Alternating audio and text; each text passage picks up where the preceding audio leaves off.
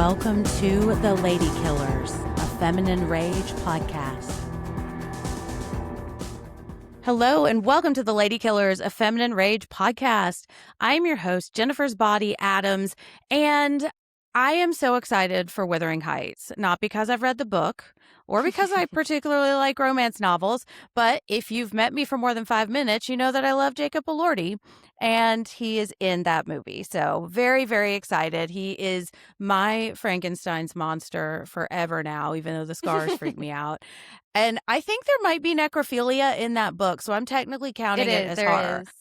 Yeah, I tried to read it, and I was like, I just can't do this.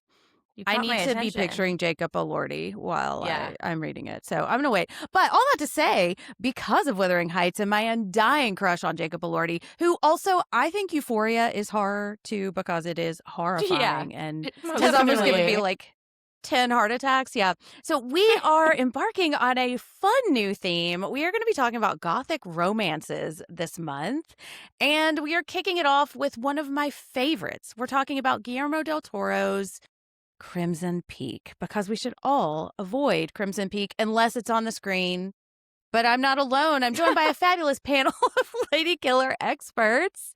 Shelby, say hello and tell us, Charlie Hunnam or Tom Hiddleston? Hello. By the way, since I watched this a few days ago, I love this movie, by the way, as well. I've loved it for years, but I have been telling my cat nonstop, beware of Crimson Peak. I can't stop. I can't stop. And as for Charlie Hunnam or Tom Hiddleston, yeah, just like a mother to deliver like a warning, scarily, you know. I was like, I'm your mother, and I have to. That's the kind of mom I am. I like to say, yeah, exactly. Like she could have said like, stay away from the sharps, but instead she had to be super Crimson. Don't go to London. Yeah, right. Well, when I give my kids advice, I hide in their closet, and then I'm like, boo. Also, brush your teeth. You know. Because that's good mothering, I think. You got and Charlie Hunnam or Tom Hiddleston. Can I say both? Can I be greedy? You can say both, but which one would I was gonna say, but which one would be your on head? Top? But yes, you can say both. Both is fine. Okay, I was gonna say, but only I if was they're gonna make together. a really disgusting joke about visiting Paris, but you know. Oh, thank you. Thank you.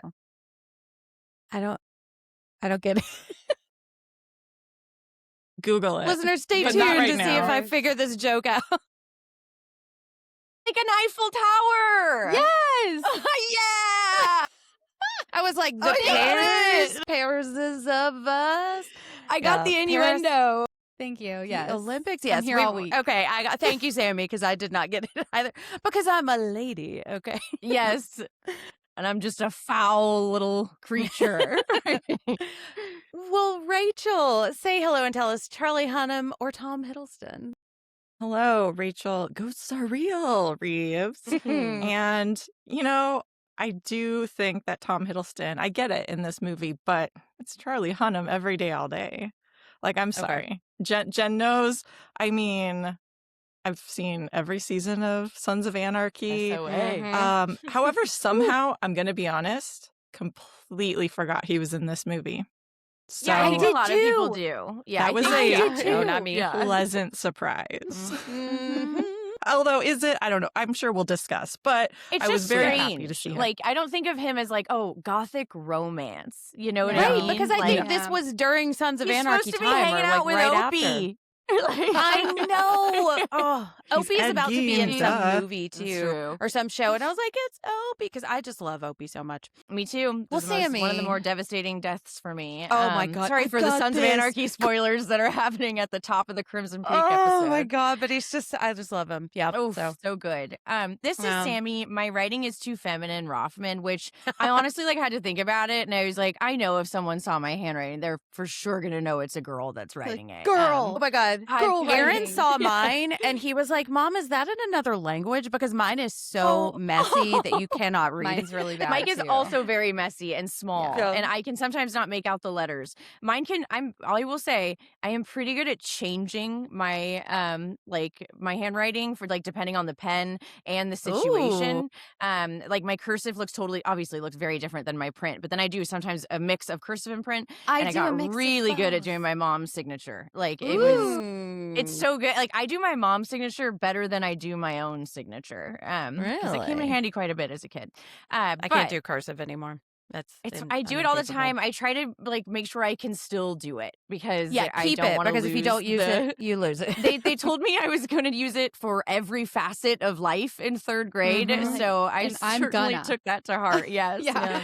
But okay, to answer your question, this is a very rare situation in which neither of them really do it for me. In this film in particular, like in their other works, they do, but there's just something about them in this. Jessica Chastain? Yes, you'll see throughout our conversation, it is Jessica Chastain that has my eye this entire film. She's so mean. Like, I love it. I just, know. as many listeners know who've been listening to the pods for a while, I am just weak at the knees for beautiful redheaded women. They are my favorite genre of woman. So, and Jessica Chastain has always been a favorite of mine. But I think like both the men are just sort of secondary characters. Like you said, like I forget that they're there. And as you also know, I'm typically very anti-blonde as far as romantic leads go. So I know in the situation I would probably choose Hiddleston just despite my overall uninterest. But like I get it. You know, I wouldn't say no to either in any situation. But like, can my answer be Jacob Elordi in Frankenstein? Or like even Yes, it Fishman can. from Shape of Water? Like That's Oscar everybody's nominated. answer. yes. Yes, that is Like, right. I want Yes. I'm a monster fucker, so I want the monsters, all right? Like Uh-huh. that's my choice. Well- I also did read a piece of trivia that I think you will appreciate, Jen. Del Toro pitched the film to Charlie Hunnam, and he told the actor that he'd be playing the damsel in distress role, and that sold him the movie, and he took the part immediately. my I was God. like, oh, I love that about him. Ew. Yes, That's I wild. do too. Okay, so we were talking about Monster Season 3, the Ed Gein story, and this is remembered, so it's not like the most accurate. I probably should look it up, but I have heard that because Charlie Hunnam, like he started out on, I think it's Queer as Folk, but it was like this Yeah, he was and playing an Undeclared LGBTQ was the character. first thing I ever saw him. It might have been Undeclared, but anyways, he was playing a queer character, and his dad is apparently like a super manly man and did not really approve of it. And so that's Ooh. part of why he did Sons of Anarchy, because Jax Teller is just such a like man's man, Masculine. super fucking Yeah. hot. Yeah. And so then when he did Ed Gein, and they're so like, that's a messy as fuck show. It is. But there's a lot of like queer elements there. It's like this interesting kind of full circle, like kind of embracing that type of role again, which I love hearing that he wanted to play a damsel in distress. yeah, That's- I just that's thought it great. was so cute. Yeah. And man, a real man is not afraid of that kind of role too. Exactly. because- Whew. Well, that's here. my answer, obviously, is Charlie Hunnam. I He's figured been as much. he's been on my list for years, mostly because of Sons of Anarchy, because he's just so fucking hot. But I mean, I liked him in Ed Gein too. Like he's hot. He's so beautiful. It's hard to look at The him first thing for I me. Well, remember being in love with him over was, did anybody see Nicholas Nickleby? It was him and Anne Hathaway No. before they were both like No. uber famous. Yeah. Oh, I have never heard And of he that. takes his shirt off in that, and I was like, I don't know how old I was, but I was enthralled. It just was one of those moments where you're just like you sink into the couch, kind of. Yeah, where the and like I'm like, wind from nowhere "Ugh." blows your hair back, and you're like, yes, mm, yes. I am a woman. It's like for me when Yes. like Aragorn opens the doors in the two towers, like with no like little to no effort, and there are these huge doors, and he just like comes in, and he's all Yes. sweaty, and I was just like, exactly. poof. He's Green like Street. defending a little, like an orphan boy in the scene too. So you're just like, Oh, and he cares about children. yeah, Come on. Oh, Yeah. yeah. Oh, he's a daddy on Sons of Anarchy, and it's Mm, Yeah. yes, and he Green is. Street Hooligans he's Green very Street hot in Hooligans, that's that. what so I've heard good. too. Yes. Yes. Elijah Wood's in that too, isn't yes, he? he is. Yeah. Yes. It all comes back to OG Lord of It the all Rings. crush comes me. together. Ooh, well, this story is not Lord of the Rings, but I mean, it's maybe got a little Lord of the I mean, Rings he's given his flavor. fair share of rings out to a bunch of different That ladies. is if you catch the true. drift. Sammy, I wonder if my question should be, did Life of Chuck bump Tom Hiddleston up or down for you on the what I no, fuck him? honestly, like it made it so much worse. Like what really was like my turning point was I was very active on Tumblr and people just lost their mind about Loki. Like to the point where I was like, this is the guy. Like, well, what are we doing? It just felt like mass psychosis. Like I was like, Same. I get it. Like he's Yeah. you know fine looking, but like he's no. I don't know. He's again. I no think Jacob Charlie Elordi is the Hunnam. perfect example. He's no that, and Yeah. so I appreciate him for what he does and like how he works in the genre. Life of Chuck made it so that I quite literally like I've like what is the opposite of horniness? Celibacy Wanna is something I punch would have someone? taking on Got if the I ick. yeah, Just slap the ick, shut. Yeah. No, No, if I had I- to engage with Chuck from Life of I Chuck. thought the same thing with Loki. It's so funny. This movie is the first thing that I ever found Tom Hiddleston attractive in, and I don't know if it's just because he's so It's the moody and mystique. weird. It's, Yeah. yes, he's the gothic romance, guy. Like he's the Heathcliff. The Gentleman's so it's Day like, shirt. Yes. Yes, Yeah. I think it's like he wears that Tall, dark, era and so handsome. well. Yeah, and like this. Yeah. but everything else, I've never understood it. Speaking of the Loki thing, I was obsessed with him in a way because I was so obsessed with all the girls who think they're like dating him in the shift verse. Yeah. Have you guys? If you get into the No, shift, I'm so into it, and it's like pretty fascinating. the amount of people who are like married to him, like, and not Loki, like Kim as Loki. It's just amazing. No, it's really cool what our minds will allow us to do sometimes. I was going to tell you, I'm actually married to him in the shit, whatever I figured the you were. shit verse. Are you like that lady You know? like that's making all the photos with Joe Curie and I that they am, just had yes, a baby? but just with Tom Hiddleston specifically Yes. from Crimson Those Peak. are so Yes. wild. Yes. That's so weird. I mean, hey, Oh, you know what? man. Whatever makes you happy, do Yeah, I don't want to yuck anybody's yum, I guess. So Exactly. even though it's a little yucky. It's a little yucky. And speaking of yucky, there's a little bit of yucky, although it's kind of hot yucky. We'll talk about it in this movie. Let's talk about in our first category, her story. I am so much happier now that I'm dead.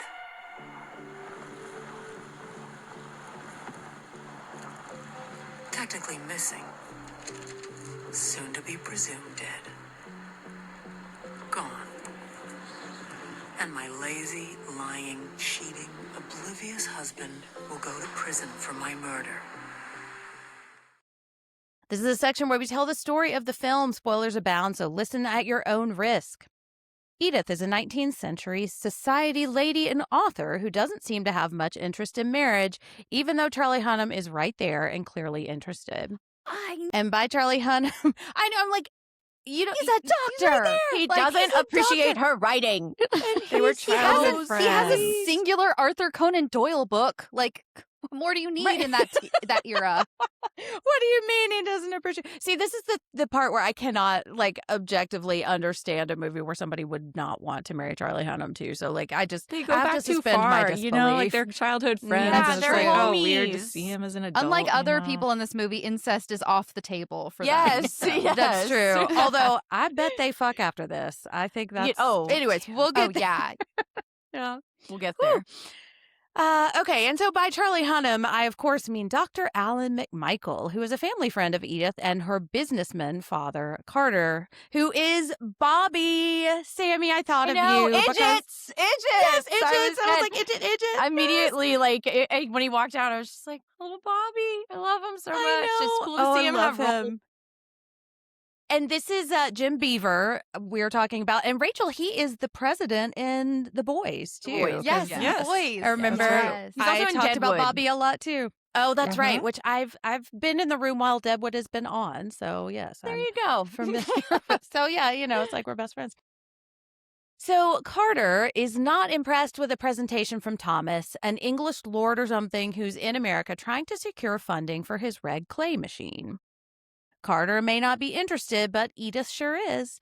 Thomas woos her by taking an interest in her writing and by accidentally saving her from a ghost attack from her dead mother, warning her to stay away from a place called Crimson Peak. Noticing his daughter's interest, Carter asks his agent, who's like just a creepy man, and I just always want He's to say his perfect. man. I It's love like, that guy. I love it. Ugh. I want a guy like that to like go around and do my bidding, you know? Mhm. I love that 'Cause, actor too. He's always kind of like I do that, too. and I'm like, I just need you to be a weirdo. Well, do you know what and his name everything. is? It's like the coolest name. It's the coolest name, and I Burn can't remember what it is Gorman. now. Burn Gorman. Burn Gorman. Damn, that's sick. So good. I know, So Because I good. really like because he's in Pacific Rim, which is another Guillermo del Toro, Mhm. and then he's also in And Charlie Darker- Hunnam.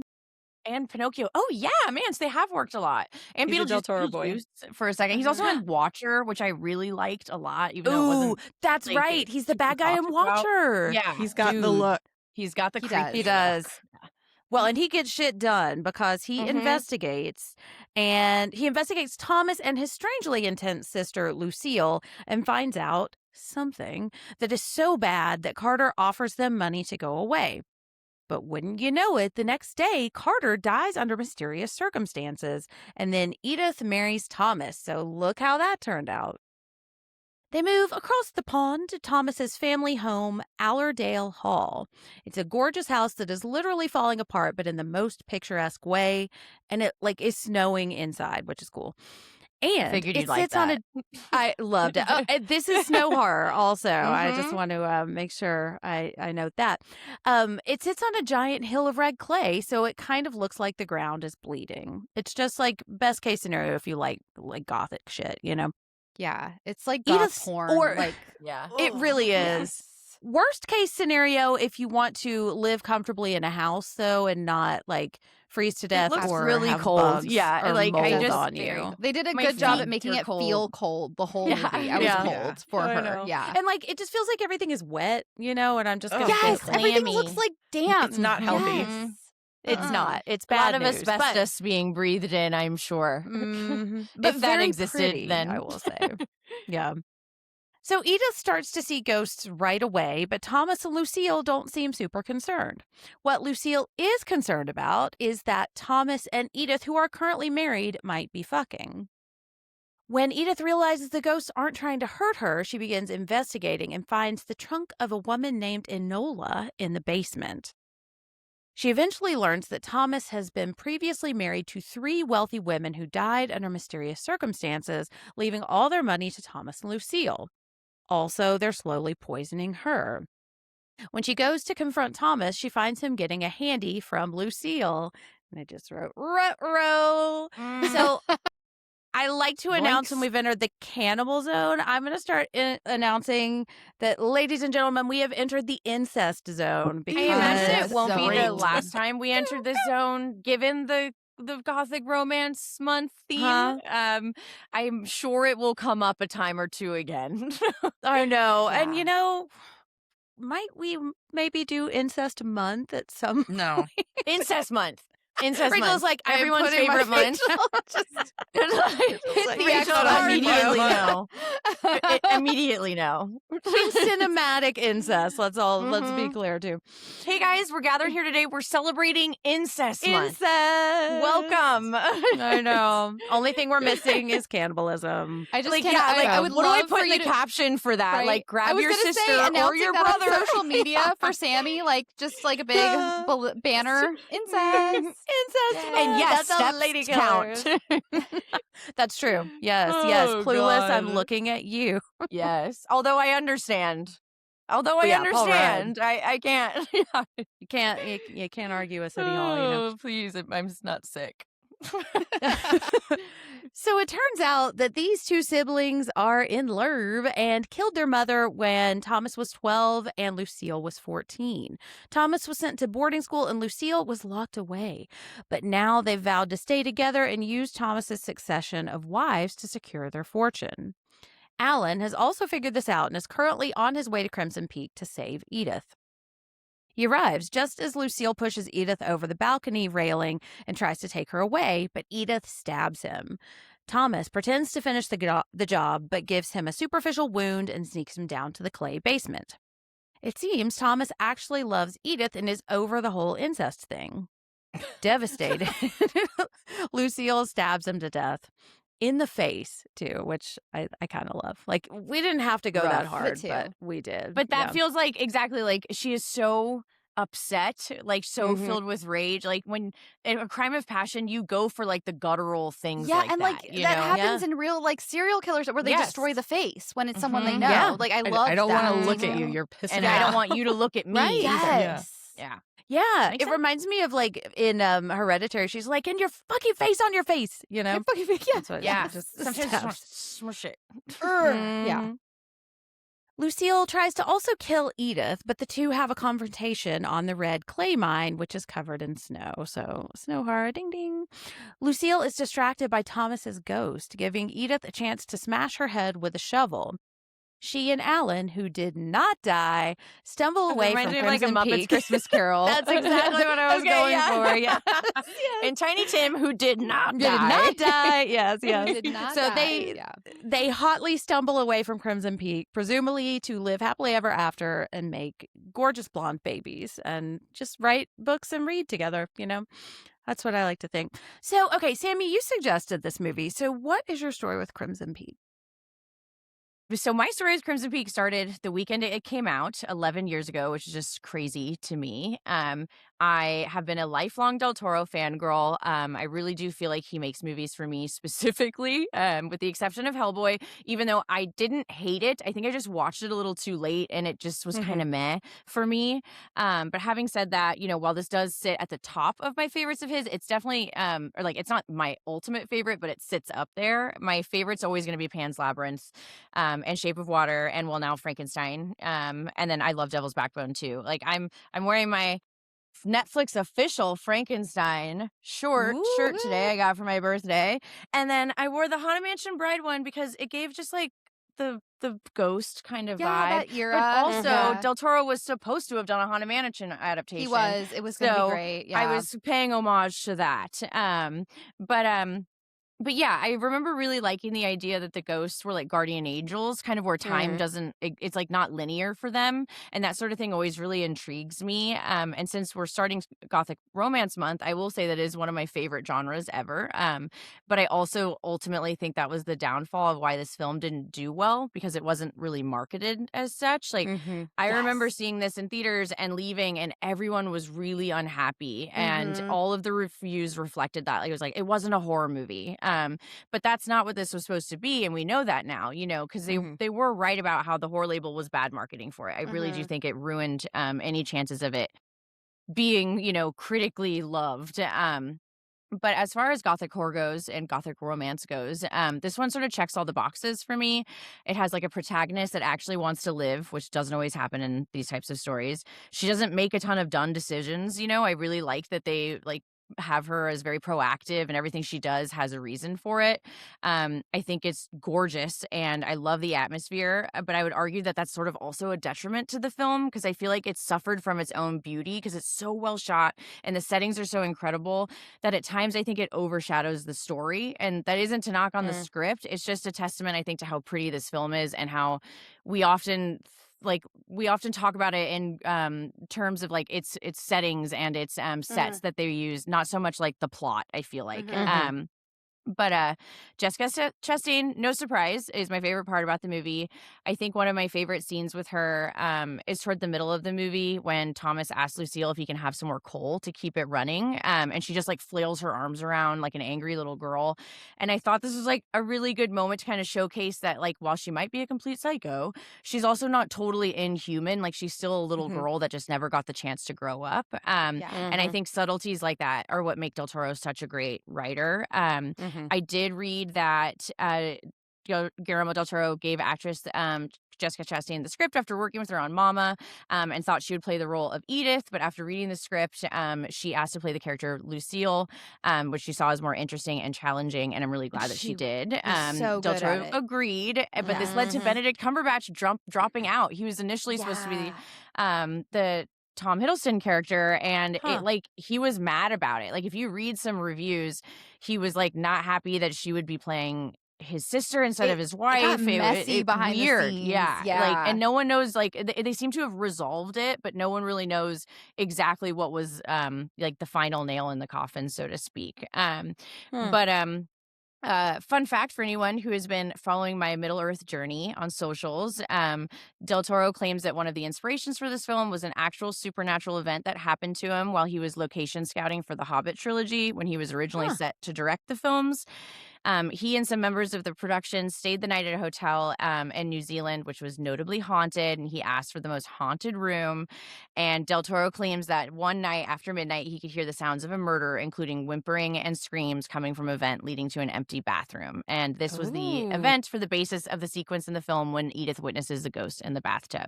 He was also inspired by, shocker, The Innocents, The Haunting, The Exorcist, The Omen, and The Shining for this. But yeah, Nice. I love this movie. Not a lot of people do. I think people are coming around to it now, solely because it's just, again, so beautifully shot. But I think it suffers from some of the acting choices, or actor choices, just given the time period. I think I can never pronounce her last name right. Mia Wasikowska. Thank you.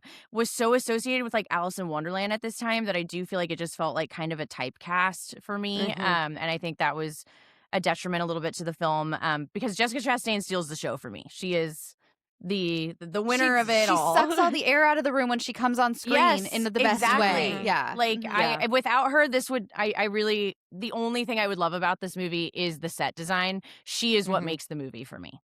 Yeah, That's my completely story. And I'm agree. sticking to it. Rachel, what about you? What's your story with Crimson Peak? I also saw this in the theaters and was very excited about it. And I do remember feeling a little like, oh, okay. It didn't quite live up to my expectations. I think similarly, I thought it was going to be more of a ghost story, but I mean, Yeah. come on. He tells you right up front, the ghosts are a metaphor. Mhm. He's telling you kind of like setting expectations in a really kind of funny, clever way pretty early. I did enjoy it.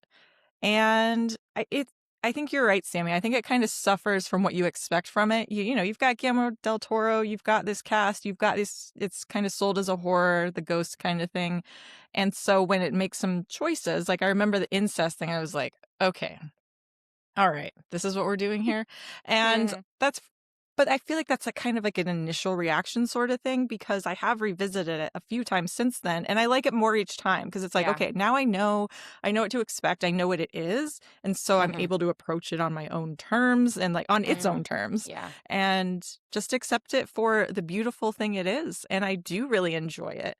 Yeah, Jessica Chastain, Queen. You know, it's funny. Yeah, Mia is kind of a bit of a bummer in this. I was just thinking, I'm like, what if this was a Fanning? I don't know the ages. I'd have to go back, and I'm not sure which one it would be. But if this was like Elle or Dakota Fanning or something, like or a Mia Goth, like please, please, like that would be Yeah. amazing. So I will say that it's not like a 10 out of 10 movie for me, No. but I do love being just any Del Toro world. Like I'm never going to complain about just getting lost in a Del Toro film. It's gorgeous. It's really fun. And I will say, I mean, the effects haven't aged too terribly. I think they look good. I thought they were fine. Yeah, Yeah. I do too. I think the ghosts look awesome. Yeah, me too. Yeah, Rachel, I had the exact same experience. Except I didn't see this in theaters. I probably rented it sometime after it came out, and watched it. And I didn't have a huge desire to see it because I think I was a little put off by the ghosts, just the look of them. And I also, this was before I was really seriously like, I was not writing about horror. I was not podcasting at the time. So I was just kind of a fan. And I was like, yeah, I just don't know if I'm into this. And it wasn't when I was like making sure I saw all of the big stuff. And I remember watching it and was just like, I don't think that's what I thought it was going to be. I like it. And also, I think Mia Wasikowska turned me off a little bit, partly because I feel think that's like the case for a lot of people. well, that unfortunately. nightgown too. I feel like it was just in your face everywhere, and it could be because I was thinking of Alice in Wonderland and how like over the top those costumes were, and I was like, and y'all know how I am with Tim Burton. I think I just associated it too closely with Tim Burton aesthetic. But then I watched it, and I haven't revisited since then until the other day, and then I was like, no, this is really fucking good. Like, one, it's snow horror. Two, we got some incest, so it's like there's some taboo here. Yeah. Yeah. And it's really cool. Like you can get lost in it. And I love the fact that the ground looks like it's bleeding. It's just, it's Yeah. so visually stunning. And I think this story really benefits from knowing the twist too. Like Yeah. it's, once you know there's incest and you're looking for it, you're like, oh, okay, I see it, you know? Yeah. So yeah, love it. And I mean, Charlie Hunnam, I think that is the reason that I watched it, because I was a huge Sons of Anarchy fan, specifically him. And I was like, well, I want to watch him be an English lord. Let's do this thing. And then I think I was also expecting him to be the romantic lead. And I think I was a little Yeah, because disappointed he's that an didn't American. happen. He's the American good old boy. I know, yeah. And His well, accent I was mean, not I can great either, though, I gotta say. No, It slipped back into British so many times that I was like, Charlie.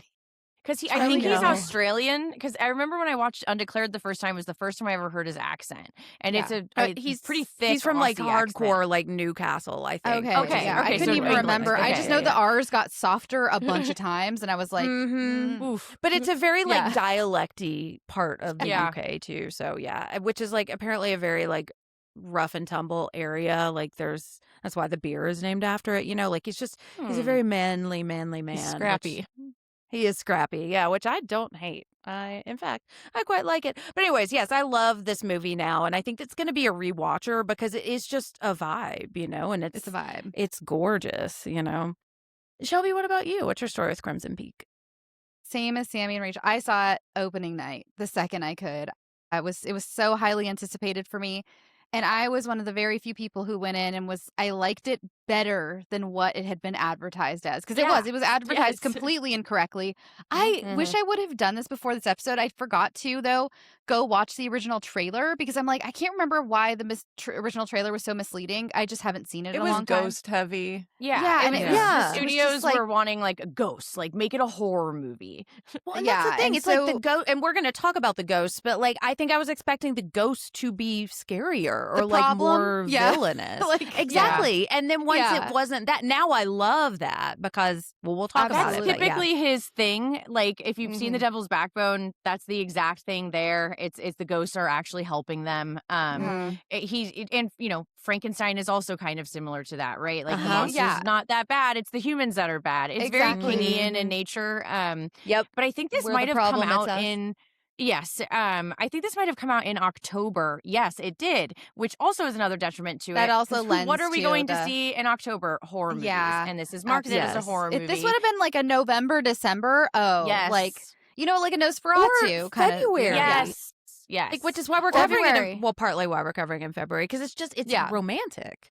Mhm. Yeah. It's romantic. So yeah, I just remember I was one of the few. I couldn't believe when I came out and everybody was like, because I had the same thing where it was like a bunch of people in theater who were like, "What the fuck? Like, why?" Mhm. And the incest threw a lot of people, which I was like, because I'm just such a huge fan of Gothic literature. It's so that I'm like, normal to the yeah, to it's so the normal theme. for that to be there. I was like, well, yeah, it's a Gothic literature. It's set in I the saw it like coming a mile away. exactly, and I love that it was set in more of the Gilded Age than Victorian era, and I Mhm. loved the costumes, and rewatching it this last time, I was like getting teary eyed. I'm also having an emotional week, but I was getting teary eyed because I was like, he just loves monsters so much, and like he just sees the beauty in monsters because. Mhm. And I did love that the main character, Lucille, like saw pretty quickly, like they're horrifying, but they mean well. Like they, Mhm. and that's one thing. Guillermo loves a monster that means well, who just looks scary. Mhm. And it was like, wow, these women are just really trying to warn her and save her. And I mean, obviously you get that, but like Jen said, like when you know the twist, rewatching it, it is such an interesting like dynamic of like really seeing it from the very beginning of like they're just trying to help and like, you know, and they went through so much, and the dog, and like, the dog. By the way, like oh my God, the dog. Mhm. Quick off-screen No. death, but still still horrifying. Knew it was coming too, because you can't have, I have to say, I did approve of that choice because you can't have a character like Jessica Chastain's and have her let the dog live. Like No, that. she hated that thing. Yeah, she that also woman is a would not- collector. Like Yeah. she likes Mhm. dead things, things She that are would not beautiful have and done living. that. and has no Yes. control over, that's not for her. She is. Yeah. she- And the she needs charade to is put up it by in a that box. point. Like, she Exactly. doesn't have to pretend Yes. anymore. Like, she's like, I'm over all She this. can straight up go murder that little yapper, and it's fine. Exactly. Yeah. And Yeah. I just loved a lot too on the rewatch of like some of the questions that I would normally have for these characters where it's like, why are they staying there? And I know we're going to explore some of that, but I love how a lot of it really, like Sammy said, Jessica Chastain's character, it just comes down to her because it really is like she's crazy. Like she's a certified crazy person in this movie. And I love that Guillermo del Toro was like, no, she's crazy. Like that is like most of her like bottom line is that she doesn't act rationally. She, you know, like there's just not a lot of reasoning for even Tom Hiddleston is like, why are we still here? Like, yeah, like I'll make the little Yeah, play We can thing, go but like, anywhere. Anywhere. yeah, we keep Like we killing these collected rich money from ladies. these Like, people. Why didn't exactly. we leave?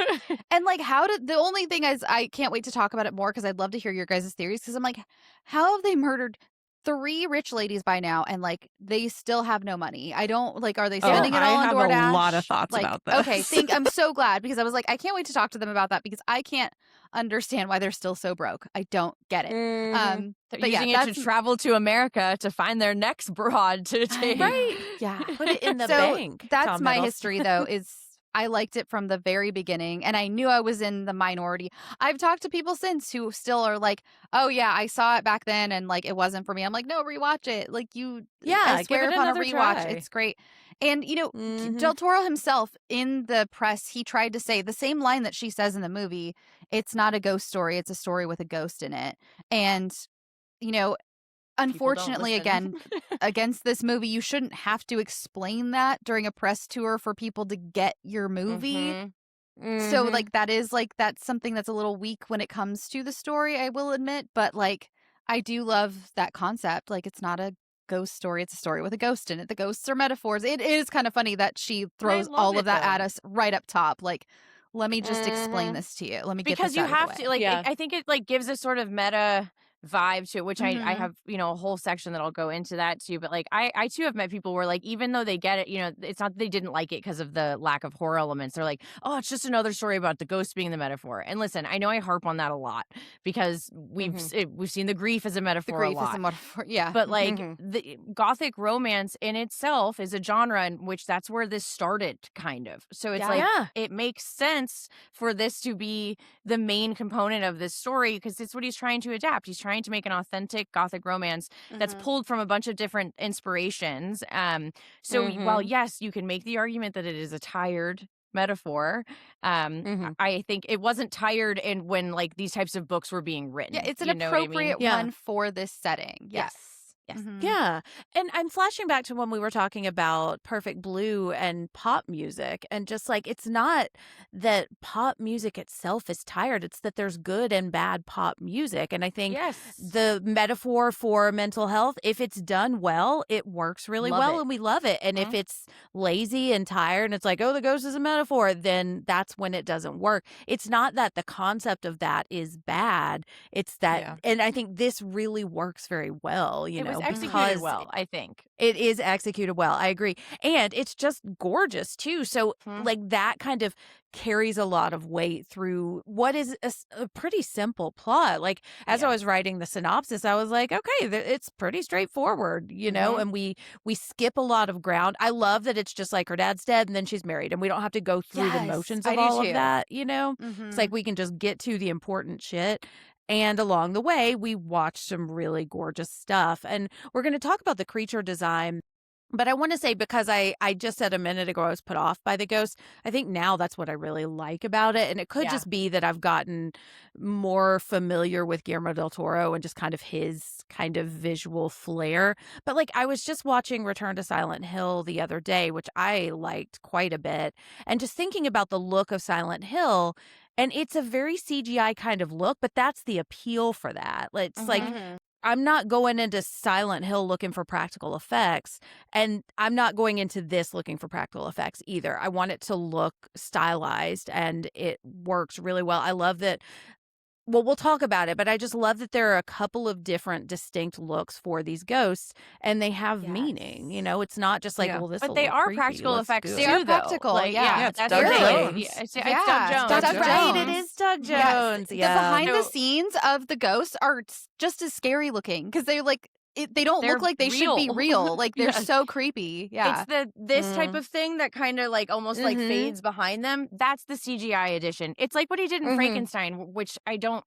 People have problems with. Is that like there were real things that were there, and then they put the CGI gleam over it to make it look more real and not stunted. But there was actually something there that took up matter. You know, it took up space. Yeah, maybe The that's wolves what were it real is in that makes it work. Frankenstein. Yeah. I'll never Yeah. get over that. I know the animals. That was the biggest thing. When I saw the behind the scenes stuff, I was like, what do you mean these were real? You made them to look computer generated. So that's the perfect, like, he did this here. And I think he did it as much as I love Frankenstein. Don't get me wrong. I don't understand that choice. I understand the choice here for these ghosts. It's like yeah, I think they look. he always wants everything to look a little dreamlike. Yeah, well, they look yeah. exactly Fairy like the tale ghost and the fantasy. devil's backbone. So, like, Yeah. the way that Charlie Hunnam's character gets shot in the armpit is the same location that one of the characters in Devil's Backbone gets shot as well. And then the flowing, like wherever the puncture is from, the blood I will love flow that. out of. Yeah, It's so and it's beautiful. I do love agree with that. I that. loved that, especially Tom Hiddleston Yeah. with it coming out of his face. There was something Looked beautiful awesome. about Uh-huh, that. and going, yeah. And when I think of Guillermo del Toro aesthetics, this is the movie I think of Yeah, because I think it is just that's fair yeah. assessment. And I think part of it is because this plot is so streamlined. You know, it's this movie really is about the aesthetics in a lot of ways, and I don't say that as a negative because I think the aesthetics are carrying a lot of weight here.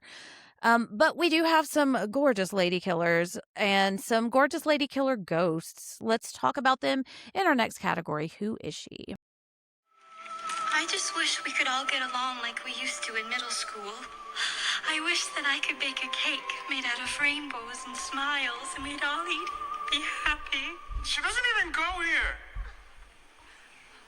Do you even go to this school? Okay, so our lady killer of the hour is Lucille Sharp, who is played by Jessica Chastain. And I even love her as a brunette, although I don't know. I think if she had I had red feel, hair is it in not this- red? Is it not red? It's just No, it's darker definitely than her dark. signature I didn't like red. it Okay, either. yeah. It was I- fine because they I had to just look love more her in like real life. siblings. I got that. Yeah. But I don't But like it's her like with I dark. want I it need to her red either hair be back. darker or is lighter. dark. Like It it's is like dark. make it like very contrasty. Elvira black. Mhm. Yeah, I but see it. she I think it's can't just do next no to the red wrongs. dresses and stuff, and because I know her as a redhead, it just like Yeah. I just go redhead. But no, it is darker. Yeah. I'd still smash. Yeah. So Oh, absolutely. Yeah. I mean, you know, it's hard to make Yeah, Jessica she's not Chastain ugly with not it. look Yeah, good. she's for- been by one of my any crushes means. for forever. Yeah. And then we also have Edith, who is played by Mia Wasikowska, because she is a lady killer. She smashes her with the fucking shovel, and it goes thunk. And I was like, I heard you the yeah, first we're time. doing it. I loved it. that. Yes, yes. And then we have the ghosts because most of the ghosts are women. I had forgotten a Yes. lot of the details of this plot and actually had all the ghosts are women written in my notes, and then I had to delete it because we got Tom Hiddleston at the There's end. one but singular man I don't know. ghost. Just one man ghost. We will allow a man ghost occasionally. I Just can't one really man tear. That's what it a reminded me of. single man Just tear. man tear. God. Supernatural yes, we're the musical. singing Great Supernatural the episode. musical. Best episode. Yes, 200th. Love it. Fan fiction.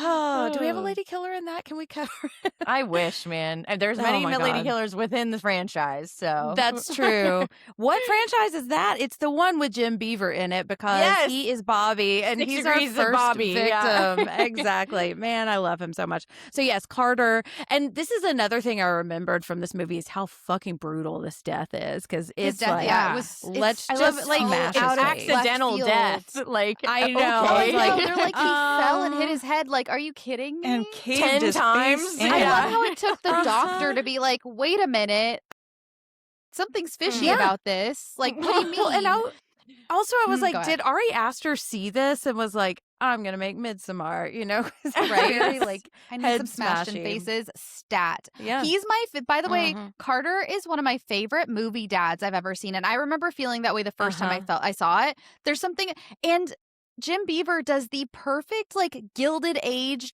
American tycoon accent when he does this character. Like, I fully feel him in this character. Love it. Yes. I just love and when it was, she's like, it's his 60th birthday next week. Like, he's Uh-huh. afraid of looking old. And I was just like, oh, that's no, like and she such a says he's hit. afraid of showing his age, you see. And I was That's why like, he does his walks. this dialogue, I love it so much. Yeah. And especially because I'm so familiar with Jim Beaver as Bobby, who's just got this like low down Southern accent. Yeah. And he's just like going off hunting, calling people idiots. It was just such an interesting switch for him, Then we have Edith, because she is a victim also.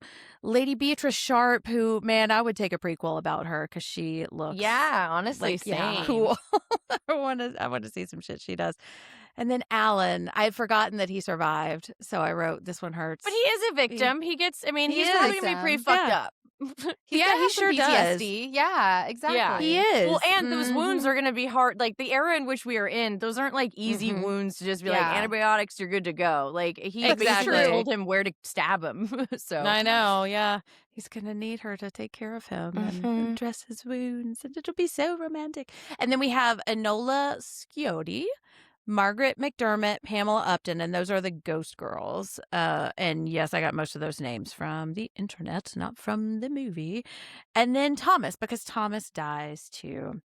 Okay, our motives: incest, jealousy, love, abuse, and we shall discuss, because another thing I really love about Lucille is like she's kind of complicated. Like, yes, it does kind of boil down to she crazy, but also like there's a lot to she's kinda talk about. sympathetic. There's a with lot her. there, yeah, There's which some is part of the contributing reason. factors. Yeah. Yes, and that's part of why I want a prequel with Lady Beatrice, because I want to see.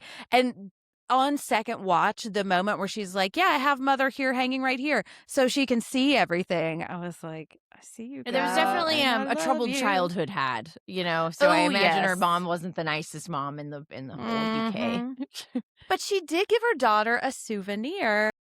So our weapons, we have poison and a knife, and then a giant fucking cleaver. This Insane. is when, like, I feel like I consummated my relationship with this movie, because I had forgotten about this, and she's like, "Oh, and I have a weapon." And it's like a meat cleaver that's like the size of her It's torso. very and large. she's just Like, like for like a lugging it slasher around. film. Yeah. Yes, and again, because I've got Silent Hill on the brain, it felt like Pyramid Head, like dragging Pyramid around Head, that the one he gigantic drags, knife. yeah. Yes, I wish Pyramid yes, Head I was like, showed up in this movie. oh man, I think Pyramid Head would fit in here. He Like, would fit Honestly, home. like the red on the walls and stuff Yeah, with like the there's clay, blood like it does ground. look like when Silent Hill does a flip and you go to Exactly. a bad portion. Mhm. Yeah, I think this would make a good double feature or triple feature if you're watching the new Silent Hill and this the old Silent Hill. So yeah, So okay. But I want to talk about these killer looks. So, Rachel, what is your favorite dress or look? It doesn't necessarily have to be a dress. A lot of good looks. Not a bad one in Mhm. the bunch. I will say Mhm. this. I really actually like, I don't know if it's even like a dress, it's like a robe or something, when they're going to the party and at first she's not going to go, and it's like this like gold velvet Yes. robe thing, Mhm. and it's got these embroidered flowers on it, and it's just like, oh, like that Comfy. I love that. And it's just insane. You think about this period and it's like, oh no, I'm staying in. I'm not going anywhere in this. My reading. Yeah. Like when I'm staying in, I'm in sweats that I have been wearing for probably 4 days straight. Oh yeah, Like, totally, like, absolutely. Maybe they've got a You're just- stain on them. They Yeah. probably do. So just to have this absolutely stunning piece of just something you just throw on, no problem, Yeah. is just incredible to me. But it actually looks like something where it's like, oh, you could wear that today even, and it would still be Uh-huh. amazing.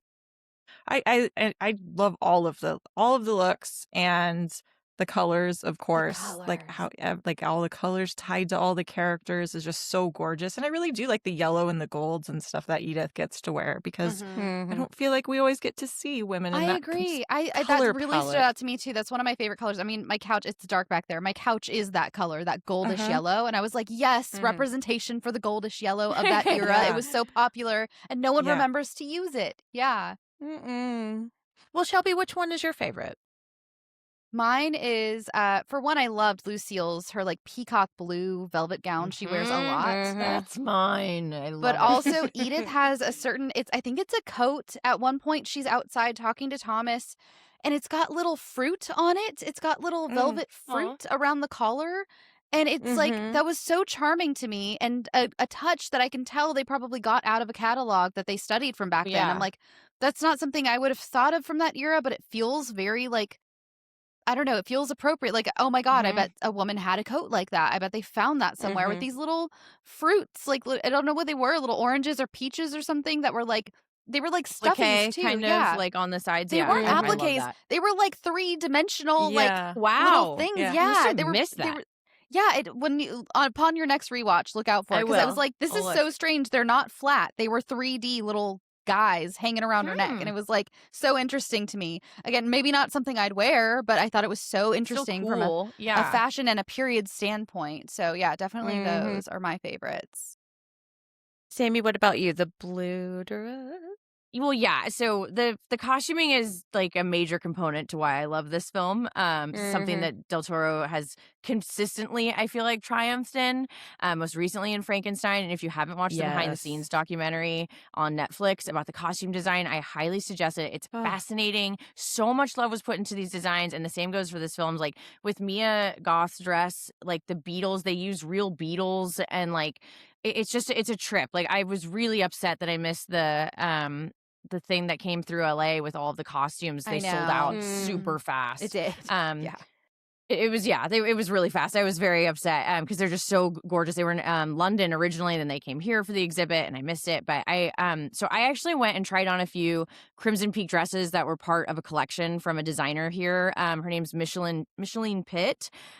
She started Vixen, which is a store that sadly just closed its door, which is really, like, I'm super bummed out because I got multiple dresses from them for my wedding. They were from their Sleepy Hollow collection. So I got like the black and white dress that Christina Ricci wears, and then I also have the dress that the stepmom wears at the end, and then I have the pumpkin purse, and it's just they still have an online store, but still it was just like amazing. And that store had been there forever too. Ever in sad. Burbank. Yeah. It's really bummed me out. So special shout out to her because she has some incredible designs. But anyways, she did a full Crimson Peak like line when the movie came out to like coincide with it, and they still had a couple of their like on the rack ones, you know, that they used, but like that weren't the selling ones originally, but they were selling them now. And of course I tried on Lucille's dress, the teal velvet one, when she wears which, Shelby, that was the one you mentioned, and it was beautiful, but they had added like a thing where you tied it around your neck, and it like the sleeves went over, and it was really heavy, and then it was a corset, like, and it's velvet too. So I'm like, it's typically 80 degrees here. There's just nowhere I could wear that dress to. It's not practical. I could barely breathe in it. It was not functional in any way. But I'm sort of kicking myself now not for buying it, because it's like the store is gone, and it was such a beautiful dress. But like there's just, unless I was headed to like the North Pole, there was nowhere that I would need to wear that. It was really heavy and hot. But it's truly my favorite thing that she wears. Honestly, anything she wears is my favorite. I love the red one she wears at the beginning when she's playing the piano.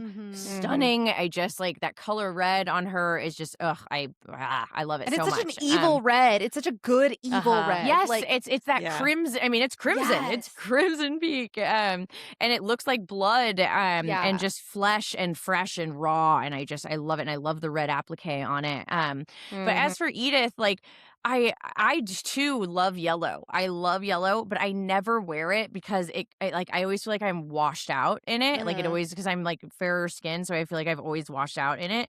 So I don't wear a whole lot of yellow, but should I, one day when I get maybe a little tan and I'm not just living inside of my four doors and never going outside, and I can maybe crack a yellow shirt on once I've got a little color, but right now it is the color I tend to avoid.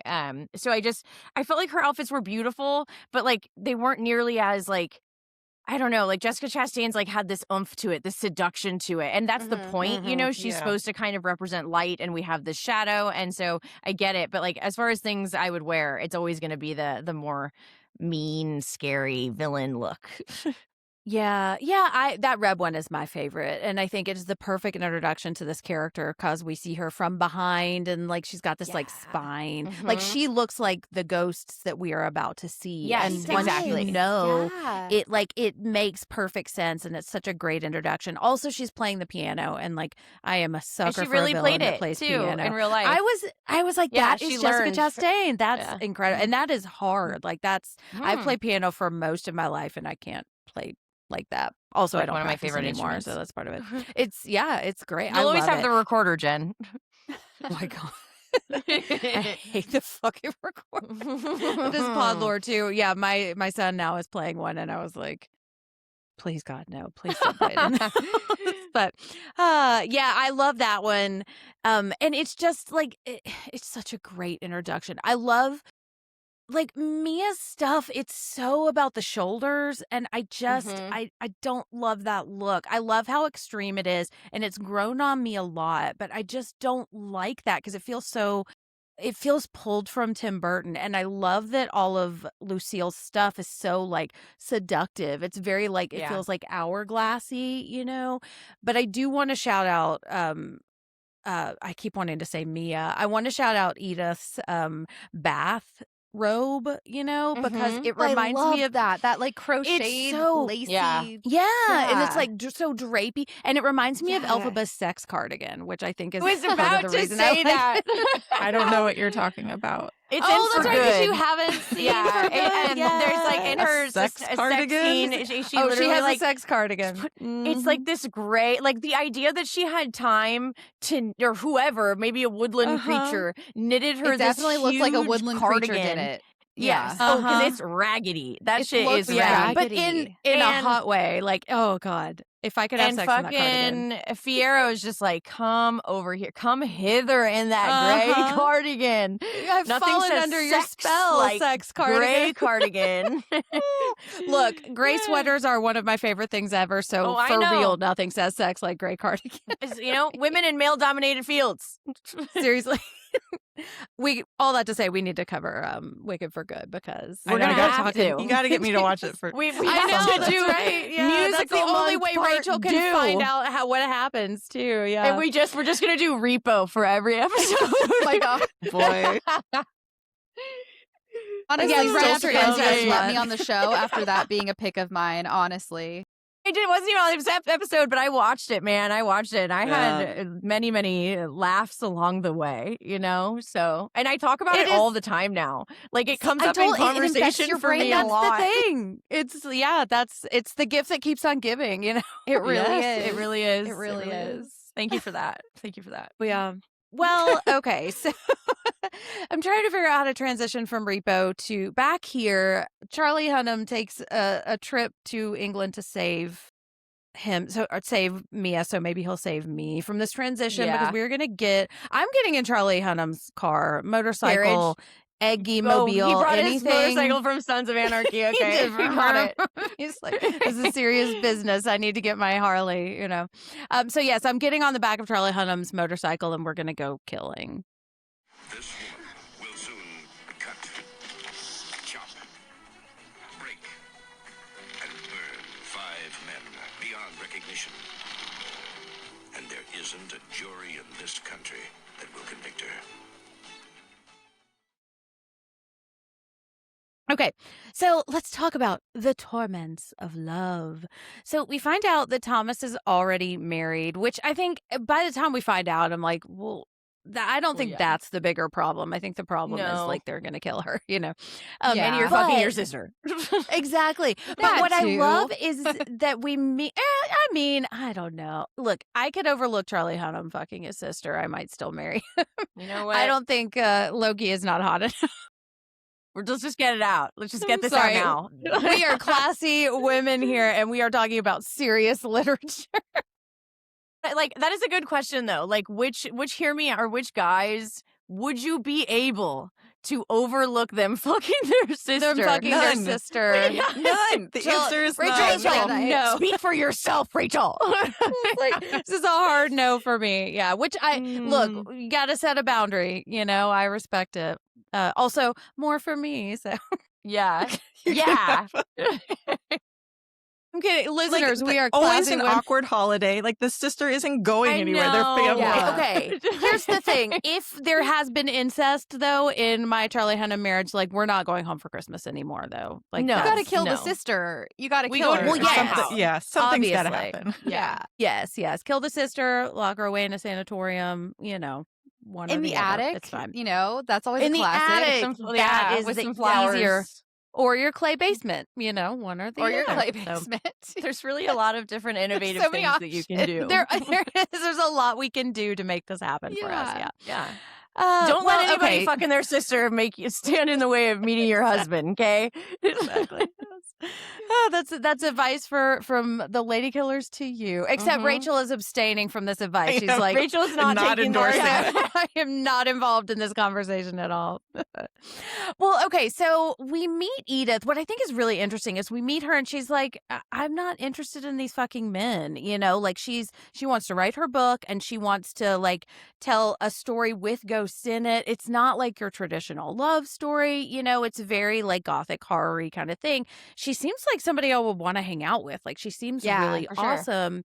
And I was like, well, the only way you could resist Charlie Hunnam is if you're just not interested in love at all. But that turns out to not be true. She falls for Thomas pretty quickly.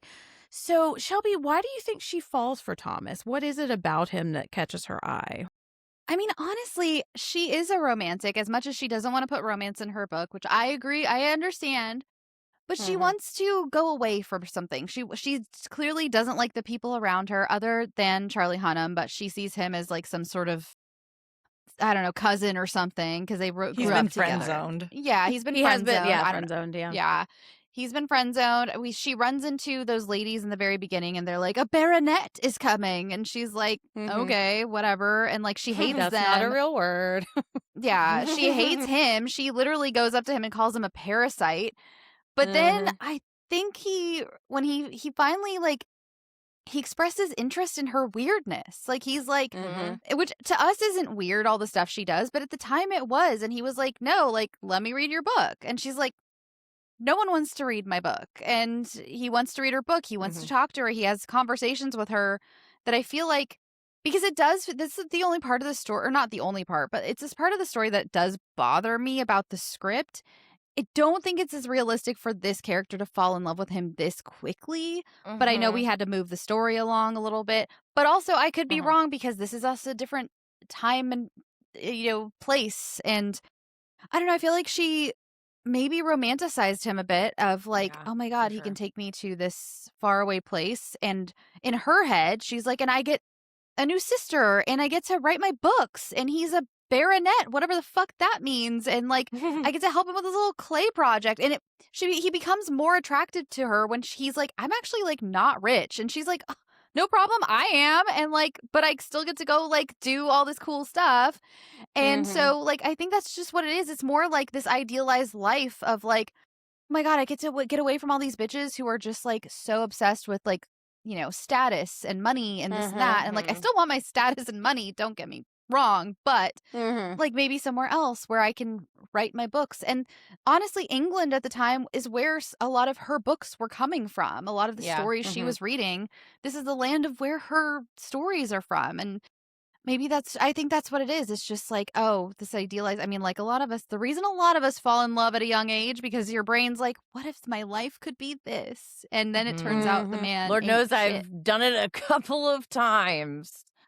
Exactly. And then it turns out your man's fucking his sister. And then what do You know what? Tale as old as time. A tale as old as time. Exactly. If I Happens to only the had best a of us. nickel. Yeah. Well, and for Sammy, sure. Edith has not seen Life of Chuck, so I think Thomas I is still a mean, viable honestly, option like, for her. that might have saved her life. It might, I honestly could It have could saved have. her. All It's of this life trouble. affirming and also She the saw that X factor. stupid fucking dance sequence, and she was like, I'm good. She got the ick so hard, just like I thought did. about you in this waltz dance. I was like, I wonder. And it makes sense here. It totally makes sense here. Yeah. No, I like it here. Yeah.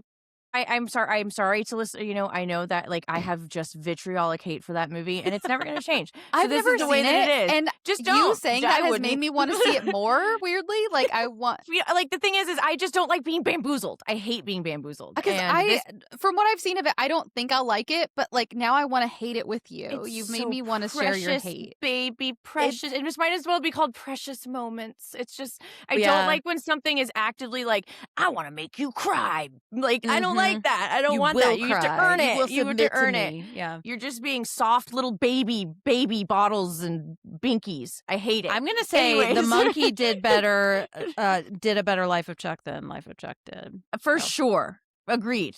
Yeah, no, I can't do it. Sorry, that's my I'm hot gonna start take. my own hate podcast for Life of Chuck. Okay, Yeah. It is, Our hot it takes follows are me monkey everywhere. better than Life of Chuck Yeah, and yes. incest. It's so funny Because because I every didn't like episode the will be- monkey, so I'm wondering now how I'm going to feel about Life of Chuck. Because They're I'm sorry, very I didn't like the different. monkey. They're very different, thematically similar. Everything else is Yes. different, but yeah.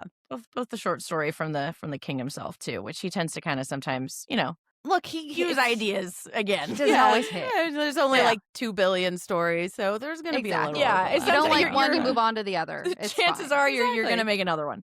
Yeah. Anyway, now that we've got that figured out, We are just locked I in this think episode, right? that so much of her initial attraction. Yeah, I'm super locked in. I also started a new OCD medication today with my beta blockers, Oh. which has made a very strange sensation for me. So as we were coming into this, I was like, I'm feeling a little weird. I'm feeling a little like when Stu is Huh? like, I'm feeling I'm woozy, feeling a little man. woozy. That's kind of how Yeah. I felt You just when came we in started. like, I'm ready for incest talk. Yes, Let's go. yes. Ooh. Aren't I always? Yeah. Man, I'm just like chomping at the bit. But any fucking ways. In the beginning, I think so much of her initial attraction, aside from him being like this conventional gothic romance coded handsome, is that Mhm. he's like the only one she interacts with that like is in support of her writing. Like you were saying, like he's like perceiving, at least to be understanding of her career choice. Yeah. And he doesn't just shoot her ideas down. He pushes her to continue her book.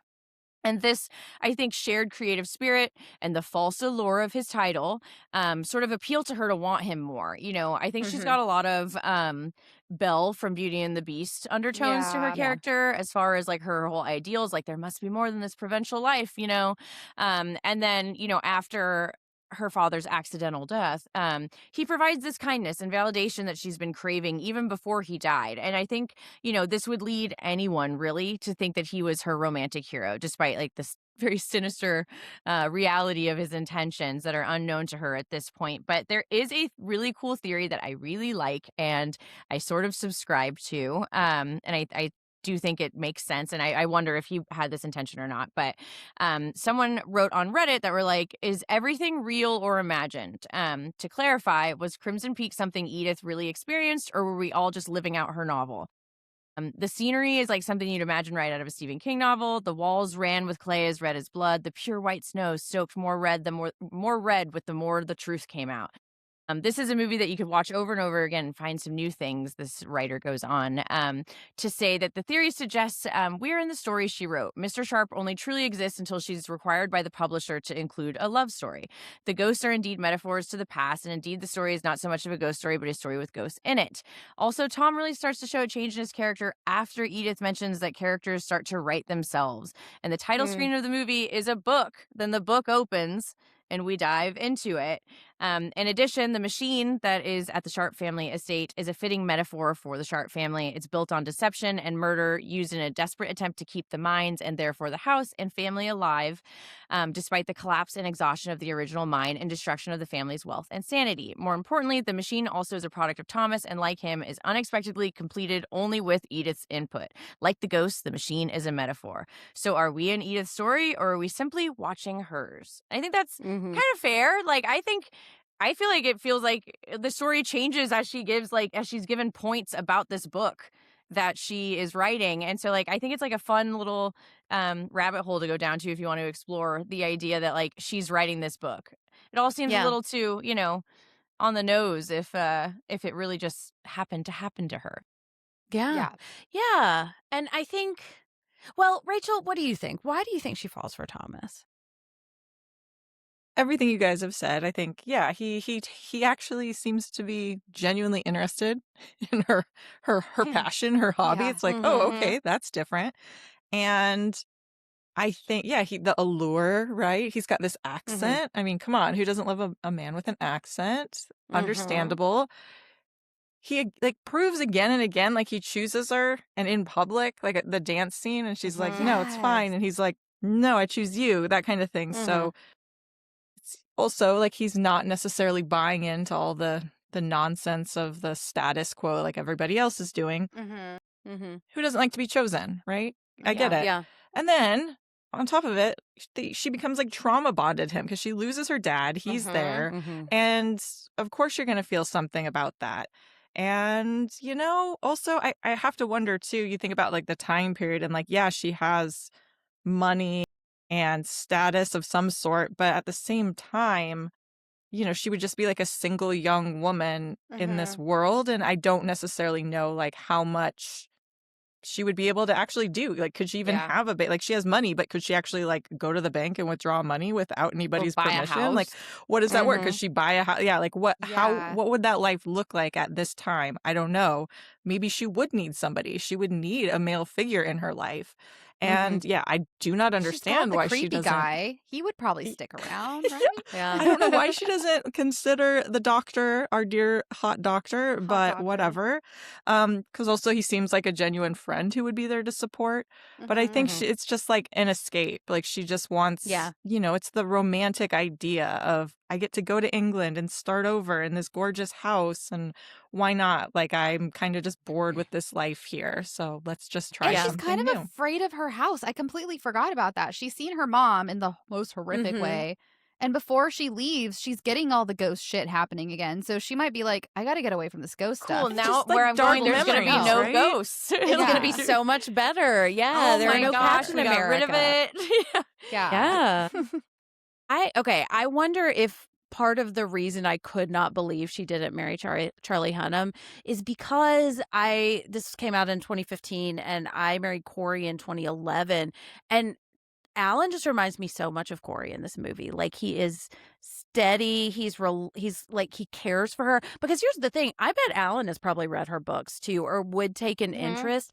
I think that Yeah. Thomas is a bit of a big character, and Alan is our Aiden. And she's Yeah. like, Oh my he's God, not that's a great complicated, you know. Like he's like, I need a little, and it goes back to what you were saying, Sammy, about like she wants to write this book. She wants there to be an interesting story, and Alan is the person that her dad clearly wants her to marry, and like she loves her dad, so it's not like a preacher's kid or something where she's got to Yeah, but once rebel he's against dead, it. it's like, okay, cool, I can do whatever I want.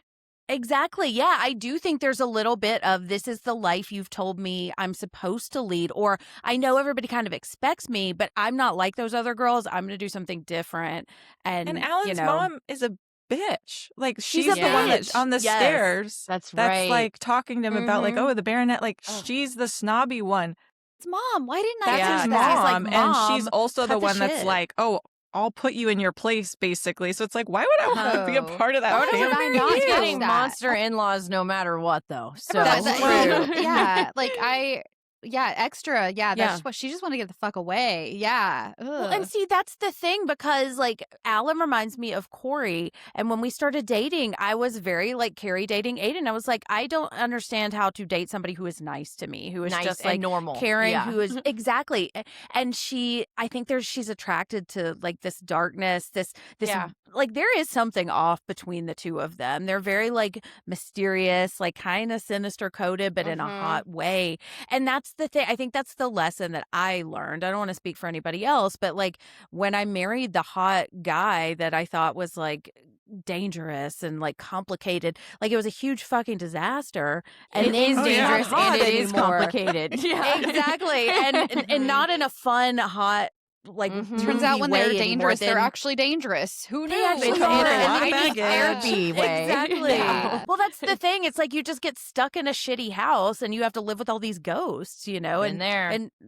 Exactly. And so, yeah, I think I think she will end up marrying Alan because one, I think it's just easy, and I think they're both now they're going to be trauma bonded, and I think But she'll she did end probably up as Mary see- Shelley because she's a widow. So That's she's true. technically now a widow. So she Hot. got her Love dream. that for her. Yeah. Mhm, I do too. Yeah, I mean, you could be a hot widow and still marry Charlie Hunnam too.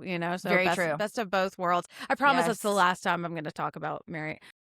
I can't make that promise. I'm sorry. I I was Just like, don't make that I was like, promise. don't. That's make it. that You're promise. gonna break it. It's just so beautiful.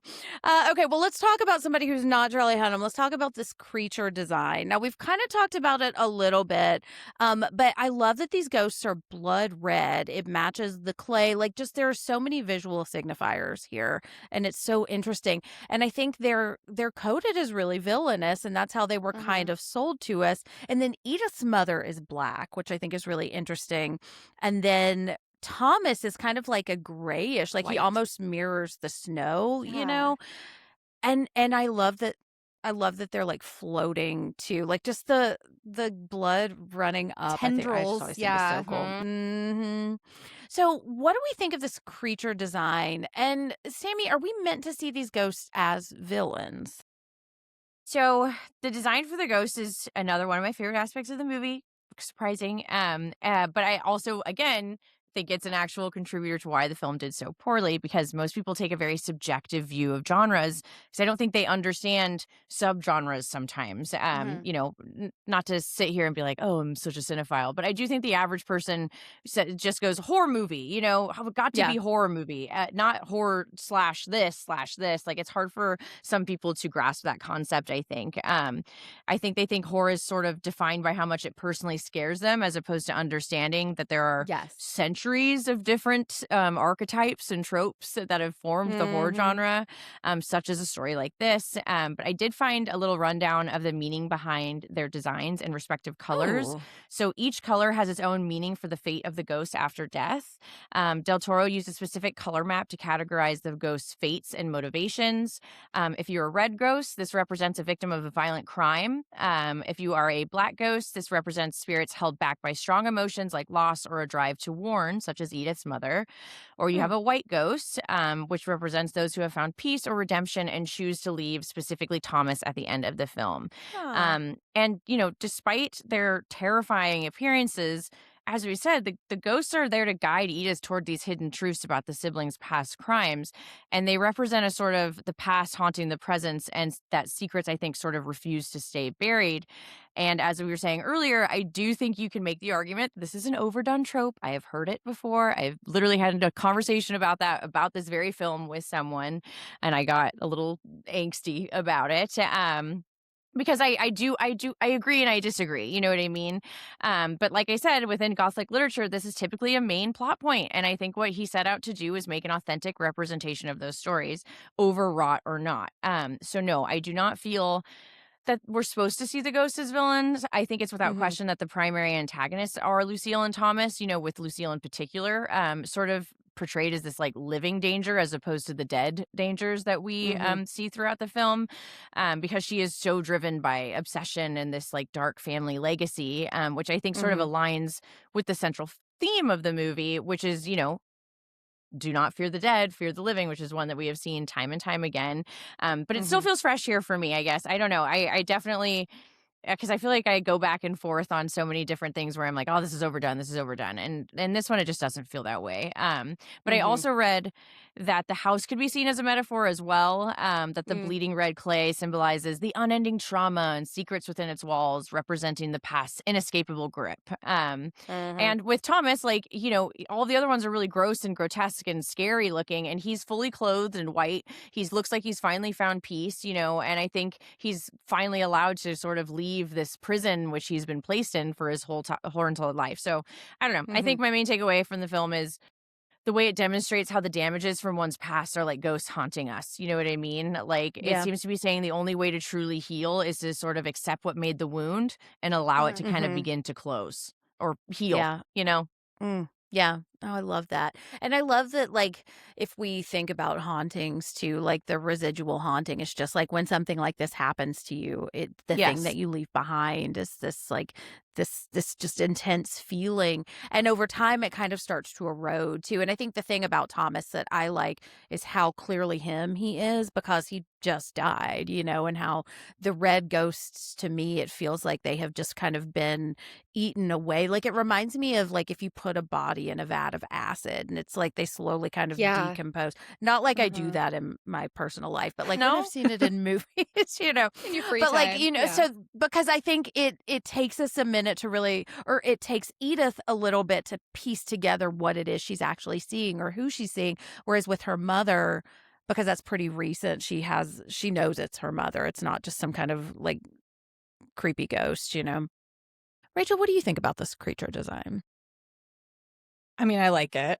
I love the red and the tie into, because it's like, okay, I can like follow some logic here. Yes, maybe they were disposed of in the clay vats, right? So that's why they're covered in all this red. But and Shelby, I know you're, I think, more familiar with a lot of this literature than I am, but I've always taken it kind of, the more that we learn that these ghosts are women, and that conversation that she has with our dear doctor about the latent images in the photographs, right? And Yes. and how talking about how it's revealing what's there, and then she's saying like basically like you can choose to see them or not, that kind of thing, and that basically like the ghosts are there. It's just whether or not you're choosing to acknowledge them, and there's no it's an easy line to draw from like women writing about ghosts, right? And that kind of idea that you're not seen, you're there, Mhm. and you're not acknowledged, right? It's the whole thing. What is it when it's the hidden work of being like a mom and like doing all the housework? It's just like that Like the invisible the labor. yeah, it's like like, oh, you don't have a job, you're a stay-at-home mom kind of thing, right? And Yes. it's like, okay, just because, Yeah. Oh, but no, you're so I have not a seeing it. 24-hour job. Yeah. Yeah, it's just not, Mhm. it's not valued the same way or seen as work, Mhm. that kind of thing. And how women, Yeah. it's, they write about ghosts and that sort of thing because they're existing in this world that's not seeing them. Yeah. Mhm. Yeah. And so See, it's like, it, yeah. Sorry, Shirley yeah, so Jackson is who I was like going to say. yes. Yeah. Yeah. So it Mhm. feels like these ghosts are not, I don't see them as villains. It's like they're just women who they didn't have any relatives. They don't, it's a typical ghost thing. Like nobody knows I can't pass on. Like nobody even knows I died. Like we Yeah. talked about this a lot with the Colorado Kid and Stephen King, and that idea like would anybody know what happened to me? Would anybody know if I was gone? Like, what kind Yeah. of agency do you have over your life and your legacy after you've moved on? And like, will that be recognized or not? And who knows what's going to happen to my story? And I Yeah. think that's kind of like how I see these ghosts. Like, they're not only trying to help her, but also seeing her as a way to move on and resolve this and be like, I died. My life mattered. These people fucked me over. I thought that this was love and I was taken advantage of and exploited and murdered in like such a brutal way. So I think it's a little, I've always seen it as a little bit of both, and she is willing to see them. Like we see, like willing to listen and talk to them and actually acknowledge like, no, taking care of kids is work. And so Yeah. just because you're a stay-at-home mom doesn't mean you don't have a job. Like that has value and that these people had value. And so Yeah. I love that part of it. And I think it comes across pretty well.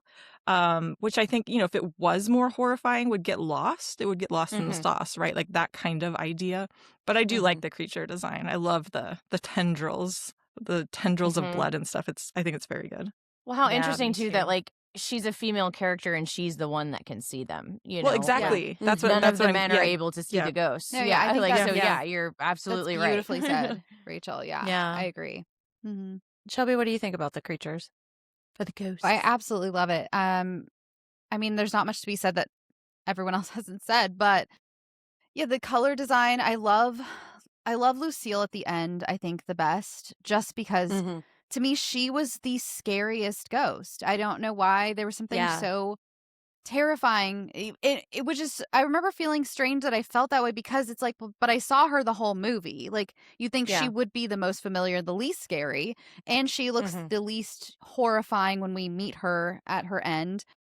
But her sitting at the piano, and there was something about her that felt, it reminded me of all of the classic ghost stories that I've read about ghost stories I've heard from other people of she would be the one who haunts this house. Like she's going to be the one who when this piece of shit gets knocked down and a fucking condo gets built on top of it, 50 years later, she's going to be there. Someone's going to see her playing a piano that's no longer there, and she's going to have her own lore. And I was like, oh my God, it's like my brain immediately like formed this whole story about around the fact that Lucille's never going to leave. She's never going to be. And the other Nothing's going ghosts to- got to. So Yeah, the other ghosts like, got to. They got their things were resolved. She's never going to have her grief and her misery and her lifelong, mental illness it's never going, and trauma is never going to be resolved. She's going to be there forever. And there was something about that translated to me to being scary. Like, I was like, there's something really scary about seeing her at that piano, and I'm sure there's a touch of like, just because I love like Haunted Mansion, it was very like Haunted Mansion-esque, but still, like, there was something about that. And I just loved that there are different ghosts in this world to tell different stories, including like Rachel, like you said, because we hadn't talked about that Dr. Hotness, I can't remember his name right now, that he Dr. Allen, He is Dr. that Hot, he though. shows her in these photographs, and the explanation he gives to her about being colorblind, and he's like, that man, he's never going to see red and green. He just has to accept that they exist because we say they exist. And it's like, oh wow, like you said, Rachel, like I hadn't really thought of it in that way of like this. That's kind of the woman's plight. she's been for sitting there much like, of hey, I see history. ghosts, but you guys told Right. me they don't exist. Exactly, Mhm. exactly. I see my own potential even, and you're saying that Yeah. my handwriting looks pretty, and and so I love the creature design. That I just love the different colors. I love Thomas's ghost so much that he's so different from every ghost we see. And he's another one, by the way, that looks like he was CGI, and he's not. Like, seeing Tom Hiddleston behind the scenes in that full makeup is haunting. Like, it's so scary looking. They did add, of course, the Guillermo del Toro, like, wash of CGI to make him look like, woo. But, like, him in that makeup is really crazy to see. Like, I just love that he was practical. And this time I could really see the practicality through the CGI wash filter. Like, his contacts and everything were just really, I forgot how unsettling he looked, but he was also beautiful. But that could also be because I love creepy goth things, creature fucker type things. So I'm like, oh, he's hotter now that he's dead and looks like dead. this. Yeah, but like there's some bad. exactly, and like the wound on the face. That's another thing. Is like a lot of the creatures had face wounds, and going back to her stabbing him in the face, it's like so many of these things, like they wanted their identity was almost destroyed. These ghosts, their identity was destroyed, and I mean even Edith ends up with a face wound at the end, and it's like they tried Matching to wounds. yes, but Lucille's MO. exactly, and like it's like they weren't successful in destroying who she is, and that was their whole thing, and that's why poor Lucille's gonna be stuck in that house forever. She knew enough not to stab Charlie Hunnam's beautiful, beautiful face, though. She was did. like, that is Yeah. the She's only like, you can keep your unforgivable identity. sin. Yeah. Incest, okay. Marring Charlie Hunnam, no. I will No, thank stab you. my brother I'm in love with, but not you. Yeah, sir. but not Jax. Not Dr. Hot. Not Jax. I do think it's interesting, like, if we're going by this color theory that it's the male ghost that is able to find peace and transcend this He's world. always been seen, right? He's Yeah, like, I'm good. Exactly. Whereas the women do- are if the ones they- who get stuck, you know?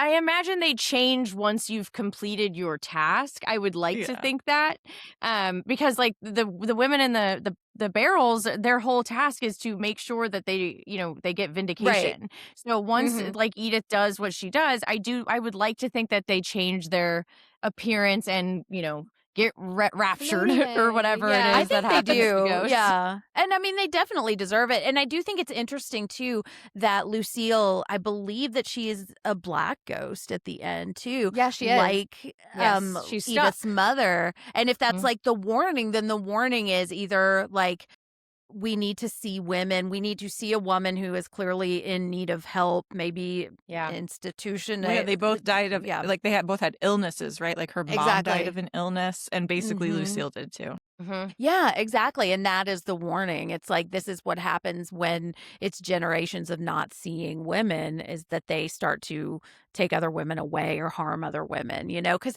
like that's the thing you're saying. I can't remember who said it, but like, could the mom just not be like, hey, here's what's going to happen to you? It has to be Yeah. a scary warning. It It's has to always be dire codes, because riddles. exactly. And I think Yeah. that's, and we don't really know that much about her. And I imagine Carter was a good husband, but it's just the world they're in expects women to be this one thing. And if you live long enough in that system, then maybe you either die of this horrible illness or you become someone like Lucille or Lucille's mother, who is also horrible. I imagine she would probably be a black ghost too.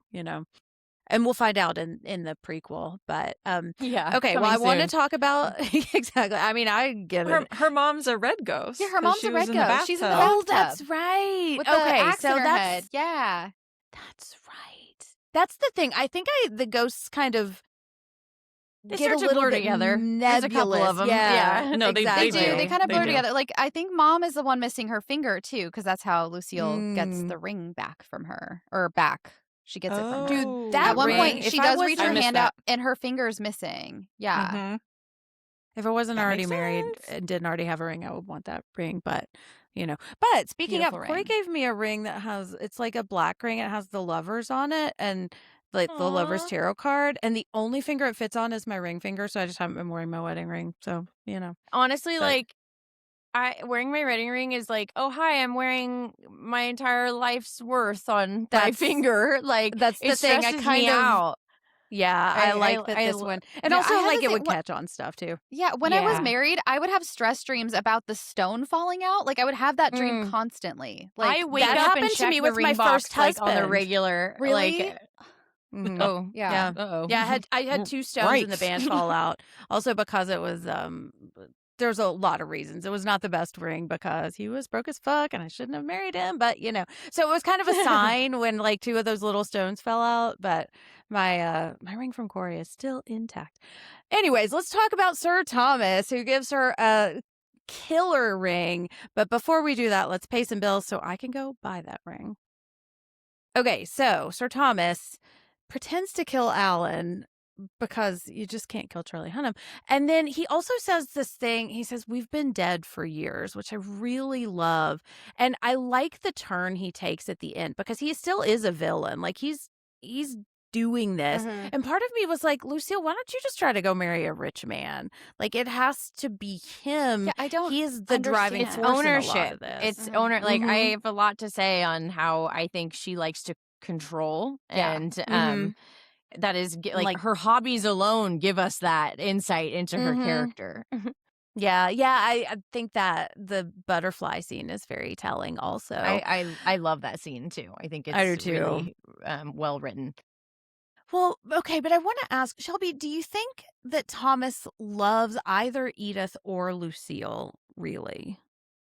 So I think he was a victim of Lucille. I personally think that. I don't even I think think so, she too. would. I wouldn't like. She was still young, but she's still older than him. She was a teenager. When mother dies, those are two ages for like that are very, I don't know, 14 and 12 feel Yeah. much more different than like 2 years apart as adults. You know what I mean? Mhm. Like, he was Absolutely. a My kids are 13 and child. 11 right now. It is very different. It's so different. So he was still a child, and she was of like, for the time, like marrying age almost, you Yeah. know? And so Mhm. I do feel like he was, while I do think that she is a victim of her circumstances, I think he was a victim of her. And I feel like they developed a very toxic, just codependence that she started. I mean, that's Mhm. one reason I would almost be afraid to see a prequel, just because what did Mother see happen that she was like, Mhm. what am I sending my daughter away to, you know? Mhm. And so I don't think I think he loves her in the, like, I almost said emotional incest, but it's in the incest way. Like, yeah. I used to love Codependent too, for yeah. sure. Yeah. I used to love the show Intervention. I know it's like I think it's like not Yeah. We used to ageful. watch It's a it little all the time, problematic. yeah. But there was Yeah. a mother and son on that show one time, and they like that was where I was introduced to the idea of emotional incest. That in that whole episode was so fascinating. Again, the show I know is exploitative, and I'm not condoning the show as a whole, but at the time when it was on, we didn't know any better, okay? It was just on TV. Right. I watched a And lot of TLC, okay? And yeah, TLC is not okay. known for Sorry, their I'm a product of my progressiveness. time. I'm learning, but I can't change the past. But anyway, it was stuff like, I don't know, it was just, and it's that control. It's that fear of letting go, and she was afraid of letting him go, and so he just kind of, I think he just went along with it. He seemed almost afraid of her, like that. He didn't really seem in Yes. love with her. He seemed afraid of her. And with Edith, I believe he loved her in the way that Edith showed him that life could have been different. I don't even know if he loved her, but you know, when they go to the post office, and she's like, well, why don't we just stay here? And he's like, yeah, I guess We could do can. that? Mm-hmm. We can do that. And like, it's like, I think he was again, the same way that she was in love with him because of the idea of what this life he could have with her, she could have with him. I think he was the same way. Like, look at this life I could have with her, even though he knew it wasn't really going to happen because, again, sister trumps wife in this world, in his world. Yeah. But I think it gave him like Lucille said, he did not fuck any of the other women. He did Edith. And I think it was just like, wow, and it was right after she was like, why don't we just stay here overnight? Like, that's not, and it was like, oh my God, I'm in love with the idea of not having to be afraid of my sister for a whole 24 hours. Like, Yeah. that's what I'm in love with. And I do. Man, I this think is it was what it feels like to fuck someone that isn't my that direct isn't my relative. sister. Exactly, because Yeah. near the end, he wasn't trying to get them out. He was trying to get her out. Her Yeah. and Dr. McHottie Face. He was trying to get them out. And it was Although like, he does say to Lucille, he's like, he says like, basically, and she's like, Yeah. what do you mean? yes. He's like, thruple? Yeah. Yes. Like, we can all No, go. this is, yeah. We can make this work. We can And all. Lucille's You like, can tell it like no. crossed his mind. He's like, how can I make it all work? Happen. How can I How have can it it happen? all as a man? How can I eat my have it cake and all? eat it It's like, Yeah. you never know unless you ask, right? Exactly. Couldn't hurt to throw out some ideas, put some on There's the just like a whiteboard. pineapple out front of the door. Just right? saying. Just I'm asking. just saying. Family business, family clay business, everybody. We're all Yeah. related. Yeah. I mean, there is Exactly. a scene on Real Housewives of Salt Lake City where one of the husbands is like, sister wife? And just kind of like floats it. You know, Rachel knows what I'm talking about. I do. It's horrifying. No, Horrifying.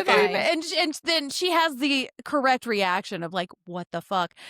But yeah, I think that is a lot of it. It's like she's not his sister, and there's like a freedom there, you know. And it is interesting to see like two people, a man and a woman, both feel trapped by like this invisible cage that has been created for them, because I like seeing a man get trapped in that, because it's normally women, and I think that's what the movie is showing us, is all of these women trapped in this invisible cage, but we also have a man trapped there because of a woman, which is an interesting I think his is a little subversion. different.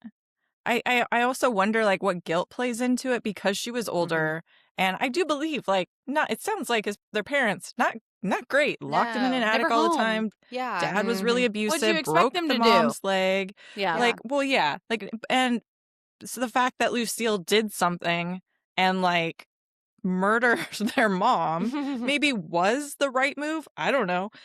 But the fact that like they say that Thomas got sent to a boarding school and she got basically sent like locked up in Yeah. some ward of some sort. And so I also wanted like he was able to kind of get out in be okay, but she did this thing, and then Yeah. when they were finally able to reconnect, and I'm sure she had a much different experience wherever she was sent, and so that guilt of like, oh, she did this thing for me and suffered for it, and now like I have to take care of her and I have to make up for that fact. Like now it's my turn to like do that. Also, as a man, like he has a lot more options in this world than she does.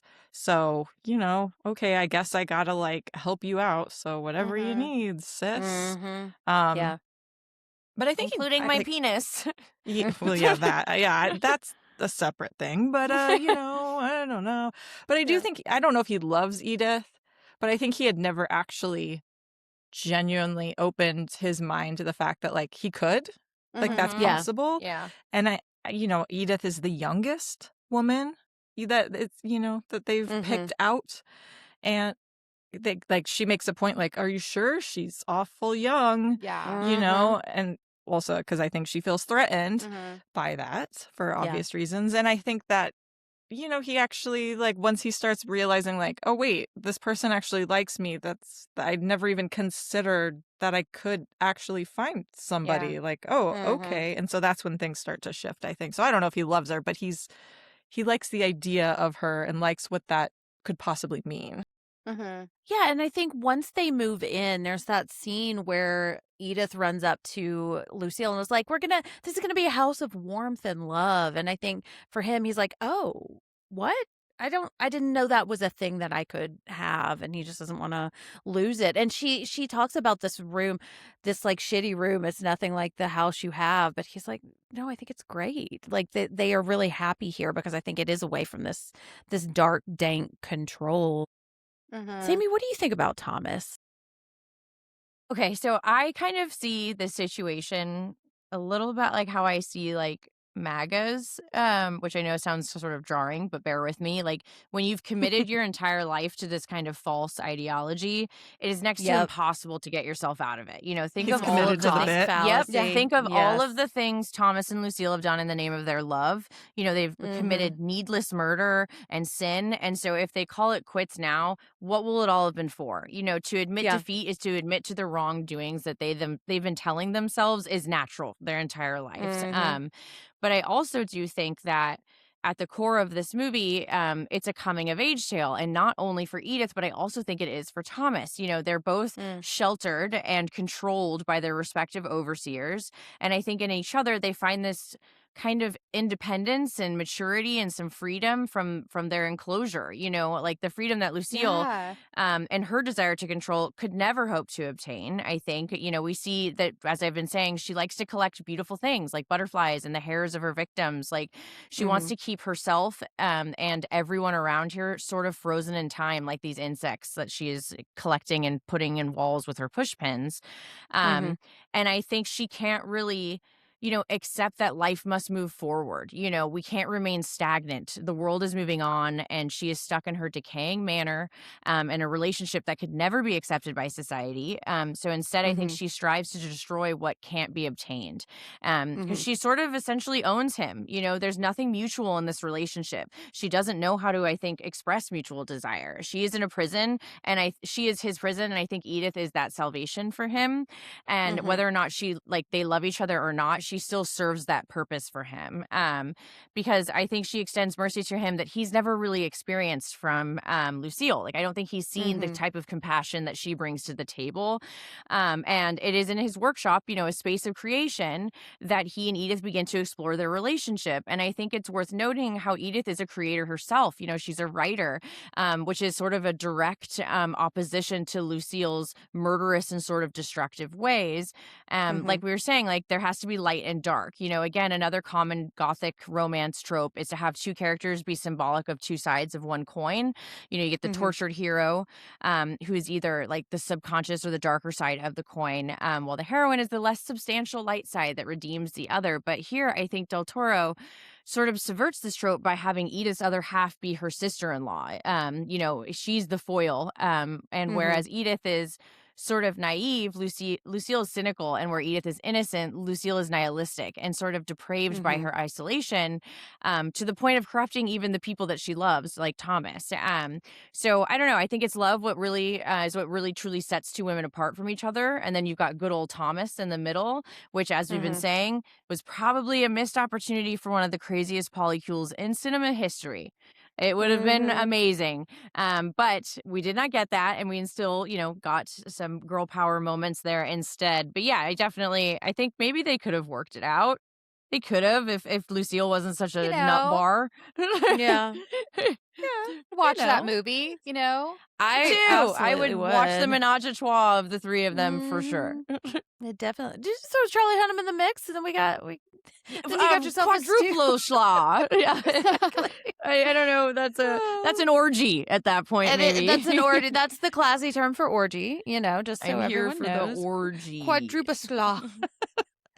Well, okay, let's talk about Lucille. I wrote so many things down, she says, because I just fucking love it. But I also love that we essentially end with her ghost playing the piano. Like, I just love a piano playing ghost, and it's just stunning. But she says, "You have no idea what they do. I'd be taken away from here, locked away. You would be hanged." Then she says, "This is who I am. This is who he is," which I love. And it kind of speaks to that. No, I'm just kind of nuts. Like, I'm evil. I'm bad. And I love I'm that we kind of crazy. get, Yeah, her- I'm get evil to be and bad. crazy. Exactly. So She's really Mhm. leaning Yeah. into it. take me for What do what you I expect? am. Here's my Love giant me meat for cleaver. me. Chop, chop. Yeah. If yes, if you don't love me with my giant meat cleaver, you can't have me with my piano playing ghostness. But then she also says the only love Thomas and I ever knew was for each other.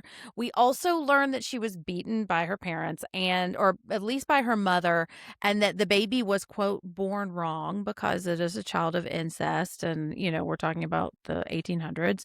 But this is the other quote that I love. She says, "But the horror was for love," which I mean, like, tattoo that on my face, So good. I love it. The things we do for love like this are ugly, mad, full of sweat and regret. This love burns you and maims you and twists you inside out. It is a monstrous love, and it makes monsters of us all. And it reminded me of the first really bad boyfriend that I had. He was an alcoholic and just like really bad for me, very a lot older than me too. And I remember my mom was like, "I don't know if you should be dating this guy." And I was like, "You don't choose who you fall in love with, and you do what you have to do." And that's what I told her to like explain Well, all we're the taught shit it's I was supposed to hurt. doing. It's not supposed to be Exactly. easy. Like, Well, yeah. and to and go that's back what to we the big see and in Aiden movies. thing. Exactly. It's Mhm. like maybe if this love hurts you so much, maybe that's It's telling not you for you. something. Yeah. Right. Yeah. Like that is the black mother I ghost don't want warning love to you hurt. that like it shouldn't hurt. Like it's so funny, Rachel. I always think of you saying like summer should be fun or like podcasting should be fun because that guy just got divorced, and I think Andy Cohen said marriage should be fun, and that like love should Of feel course. good. But I also get it because, Sammy, like you said, we have been conditioned to think that we are supposed to sacrifice for our happiness. And it's not real happiness if it doesn't hurt us in some way. And the hurt means we should keep going. We're doing something right. And that is how the patriarchy keeps us submissive, because we have been conditioned to give up our pleasure and our happiness. Love is So- pain. Beauty is pain. Basically, Exactly. everything that we have to do is About supposed being a to woman hurt. is Yeah. pain. Yeah, It's hurt. exactly. And if we're not, if we allow ourselves to just kind of like lean into our crazy and like, I'm just going to have my meat cleaver, it's fine, then we're a villain. We're doing something wrong. So, Sammy, I want to ask you, is Lucille at all sympathetic, and why does she do what she does? I have so many feelings about her because, as I said, she is my favorite character in the film. And as we know, I love a good two things can be true sort of character. And that's what I believe we have here in Lucille. Jessica Chastain said this after filming, which I think kind of gives some insight into how she played her. She said she genuinely began to feel depressed from playing Lucille. However, when she confided this in her on her on-screen brother, Tom Hiddleston, he shared that you only have fun when your character is having fun. And as Chastain explained, she said, Lucille hasn't had a fun day in her life.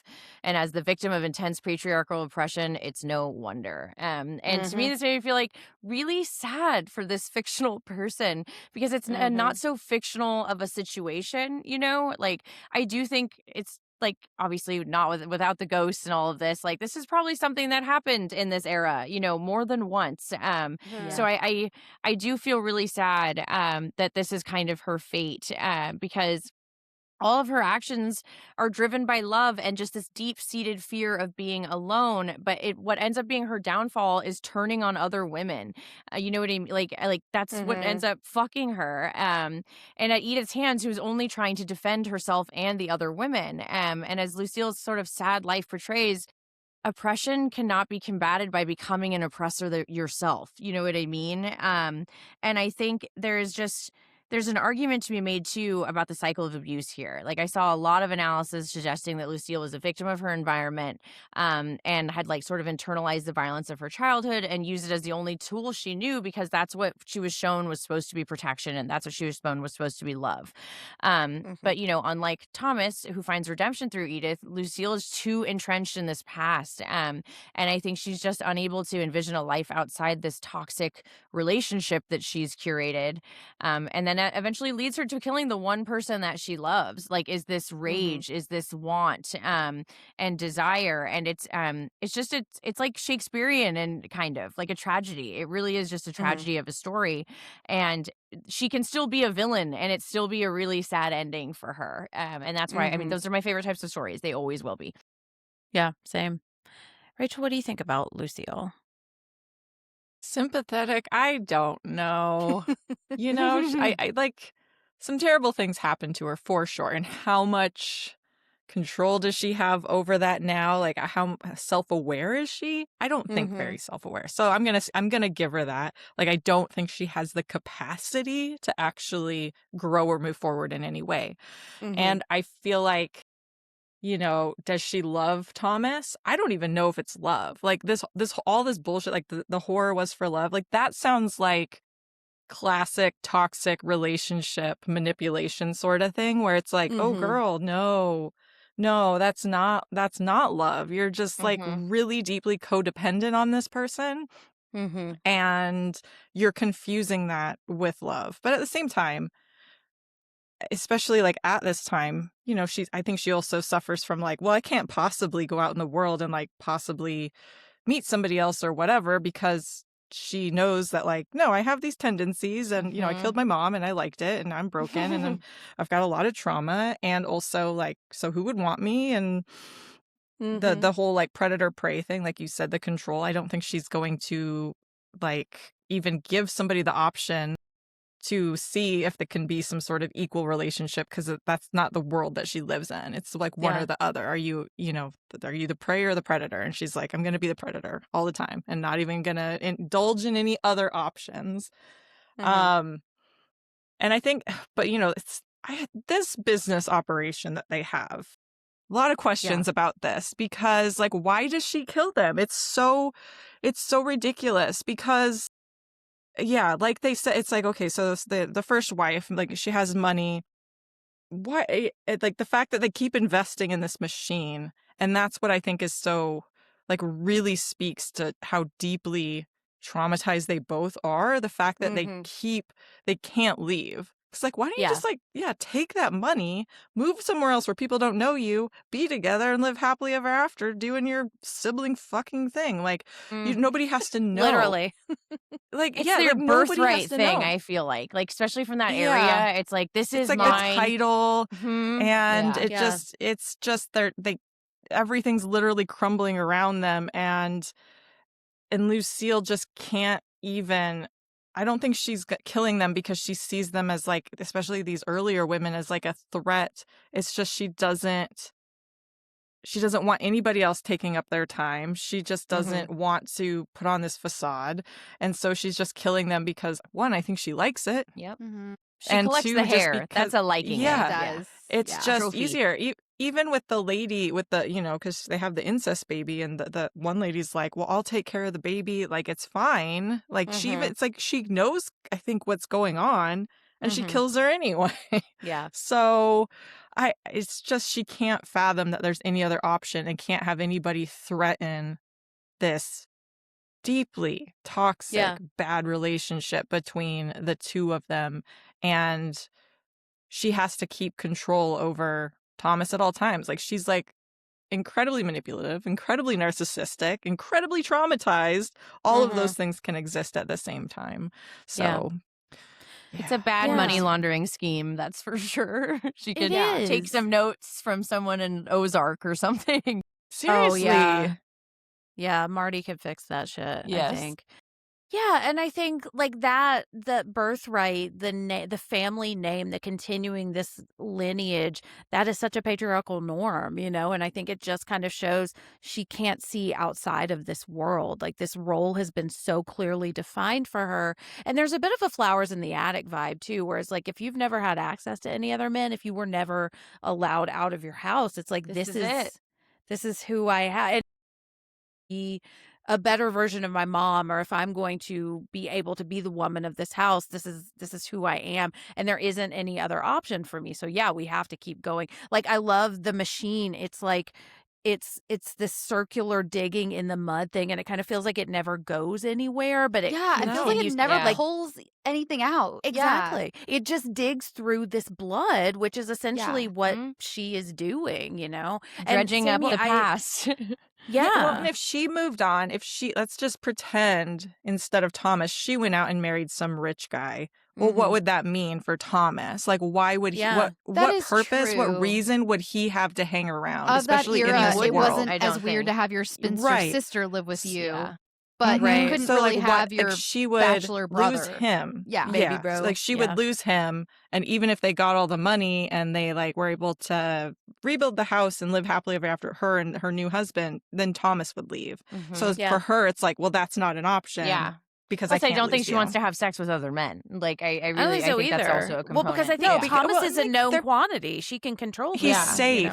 Mhm. He's safe. Yeah. He's Yeah. not going to hurt her. Yes. Yeah. Well, and if we think about the other two people that loved her abusive parents, like he is the one, yeah, he feels safe and she knows him, And he knows everything about her and is there Mhm. anyway. No So it's kind of that secrets. thing like nobody could ever possibly understand me like you do, right? Yeah. You've seen me Yeah, at my my mess is worst, your mess. and you still love me, and that goes a Mhm. long way. Unfortunately, I mean, does. it goes a long way in today in a lot of people's relationships. Well, yeah, and she's Mhm. confusing the why he's there for love, I think. Yes, I think there's a absolutely. lot Yes, of I agree. mixing.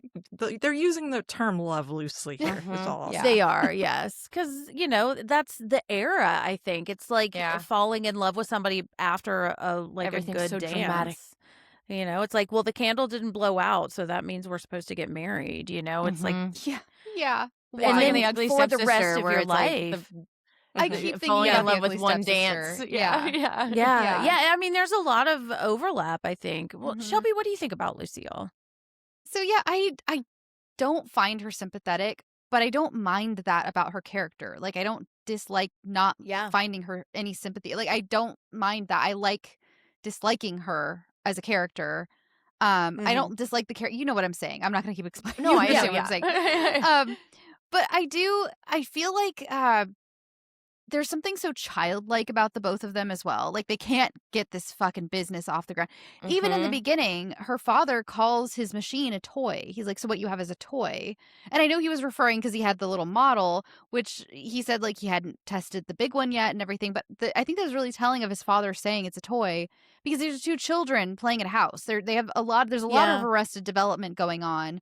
I mean, Mhm. we talked about the costuming earlier too.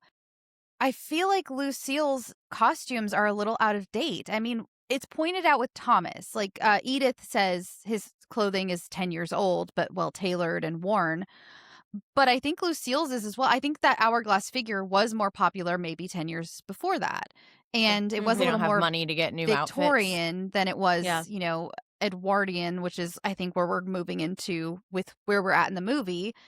And I feel like again they're just kind of in the stasis. It reminds me a lot. I mean, I know Del Toro drew from all this stuff, but like the Brontes and Edgar Allan Poe, Oh, yeah. there's always this like they're stuck in this house. It almost feels like a curse. Like they can't Mhm. leave, and that's what this movie felt like too. Because, like I said, I was trying to unpack like where do they spend all this money that they get from these women? Like where does it go? And I know it goes in the machine, but still like. Where is this money? I don't understand. They've never patched the roof. Like, I don't know. Yeah. But again, it's children. These are children. They don't know to patch. They don't know how to do And that. they've They don't know been how on their own since they were 12 and 14. Exactly. So it's They not like don't- anyone was teaching them a ton of life lessons or how to do anything. Absolutely. They don't know how to invest money. They don't know how to, pull off these schemes very successfully. I mean, they don't even know to cover their tracks, so they can't be caught by these other wealthy people who have their own people. You know, they didn't, and they clearly weren't socialized as wealthy children either, because they don't even know how to really fit into society other than like a few of the main, like they know how to dance, they know how to play piano, they know how to speak in a posh way, but also they're from England, so maybe that just works a little better on us Americans because they don't seem to really even know how to be rich. Like I don't know, it just is so strange to me, like what they've chosen and the type of help they have chosen to keep around. The man that we meet in the beginning who's like, you've been married for a long time, but they don't have a cook because clearly Lucille is doing the cooking, which I mean I guess benefits her because she can poison everything willy-nilly and you know. But it's like it really truly feels like two children who have been thrust into like just becoming adults, and they never learned anything different. They never learned to dress differently. They never learned, because again, their schemes would go so much better if they had invested some of that money in new clothing or, you know, anything really other than this fucking clay thing. Like they're very short-sighted. Yes, they're very What they're doing with short-sighted. it. But that is all to say, like, yeah, I don't find Lucille sympathetic because I feel like, again, I feel like I don't know. I feel like she was a bit of a predator, even though she was 14. I do feel like she was a bit of a predator. She needed a way out. And instead of taking it upon herself, like, I mean, like you've all explained, she would have had to be the one. If she married, she can't take her brother with her. But if he marries, he can take her with him. And it's not weird. It's like, and I think it is just really looking at the era itself instead of like, you have to look within the era because this was not weird. Like, Edith never batted an eyelash at, like, yeah, of course your sister lives here. She's not married. Like, of course she lives. This is their family home. This is kind of what happens. There's a whole storyline on the Gilded Age that's going that way where the sister lives there and she's a huge bitch too. But, and it's like based on the Vanderbilts and everything. But so like, and that's the same era. This is the same era where it's just like, this is kind of but it's also a little bit of a relic because I feel like we're also moving into the era where this is not happening anymore. And I don't know. I just think Lucille is just a testament to Arrested Development and the changing of the times. And she's just stands there, and which is a very poetic that in the end, she becomes the ghost that will forever haunt the house and will never leave because she is forever stuck in this state she has been in since she was 14 years old. So, yeah. Well, and I think it's a evidence of a failed system also. It's like when we look at Carter and Edith, they are modern and he is very accepting of his non-traditional daughter who, you know, he's like, oh, she would be the belle of the ball, but she's just not into that. So whatever, she's going to go read her books. And he like loves that about her. Like he's not shaming her the way Alan's mom is like, oh, you're not. But I think what we see is like, yeah, they are playing house. They're playing the house they've been trained to play, and the house is literally falling down. Whereas Edith comes from this really bright world of innovation. And I mean, I think we're at the beginning of a bunch of fucked up American capitalism. I'm not saying America great in this movie because that may have not aged well, but I do think there's a really clear distinction between Edith's life in America and Edith's life at Allerdale Hall too. It's like one is crumbling because it's stuck in this facade of what love is, and the other is bright and new and invigorating. And I mean, even if like I just want to believe that they get married because I think Charlie Hunnam is so hot, but like even if they do, I think they would be great friends, and I think they would be happy together just as like singleton friends who like she hears about his eye stuff and he reads her books, and know, she and still has all her money at the end. They didn't get it. Yeah. They didn't get their hands on her money. So yeah. Because they're dead. They're dead. They're exactly. Yeah, they're dead. She could sell off their shithole too because she was married to him. Right. She's a widow. She's like, honestly, who's got this the whole right thing- way now? They weren't legally married though because he was already 'cause he was legally already married. That's the whole thing. Right. But didn't That's she sign the sad. papers? No. Well, she signs him and throws him into the fire. Though. She signs well, the transfer. The person of that he's her legally estate. married to is also dead. So maybe Well, here's she the I thing. know. I'm just saying. I don't With- think she has any legal claims. I want her to I don't know. have I it. think Mr. Byrne, the man guy, The lawyer, plus he can Alan, finagle it, I think they could figure it out, like where she gets everything. Yeah, you that know? lawyer was pretty Um, crazy. If she just got him over there and would've I been think fine. they could figure something It's out. a little legal Yeah. footwork. Also, who's going to take this house? Just sell it. You know. Exactly. Sell the It would- land. Yeah, it would. it would be good for everyone to sell that land and maybe make a new house. But you know what else is good is our next category, good for her, which is not on a pile of bleeding red clay. Claiming she could take it no more, the young mother released the emergency brake, allowing her car to roll backwards into the nearby lake. Good for her. And I'm going to look into the camera and say, yes, we know murder is bad. And let's talk about Edith. Because, it's funny I said that. I didn't look at the in the camera. I know you can camera actually look because into the we're camera not now. used And to doing normally, that. I know, I Yes. like earlier, Sammy, when you were talking about your shirt, I almost described it to listeners, and I was like, "Oh no, No, you I was like, can I see can just it. go They can on see up, it." just go straight up, titties to the camera. Exactly. Okay, well, speaking of titties to the camera, let's talk about Edith.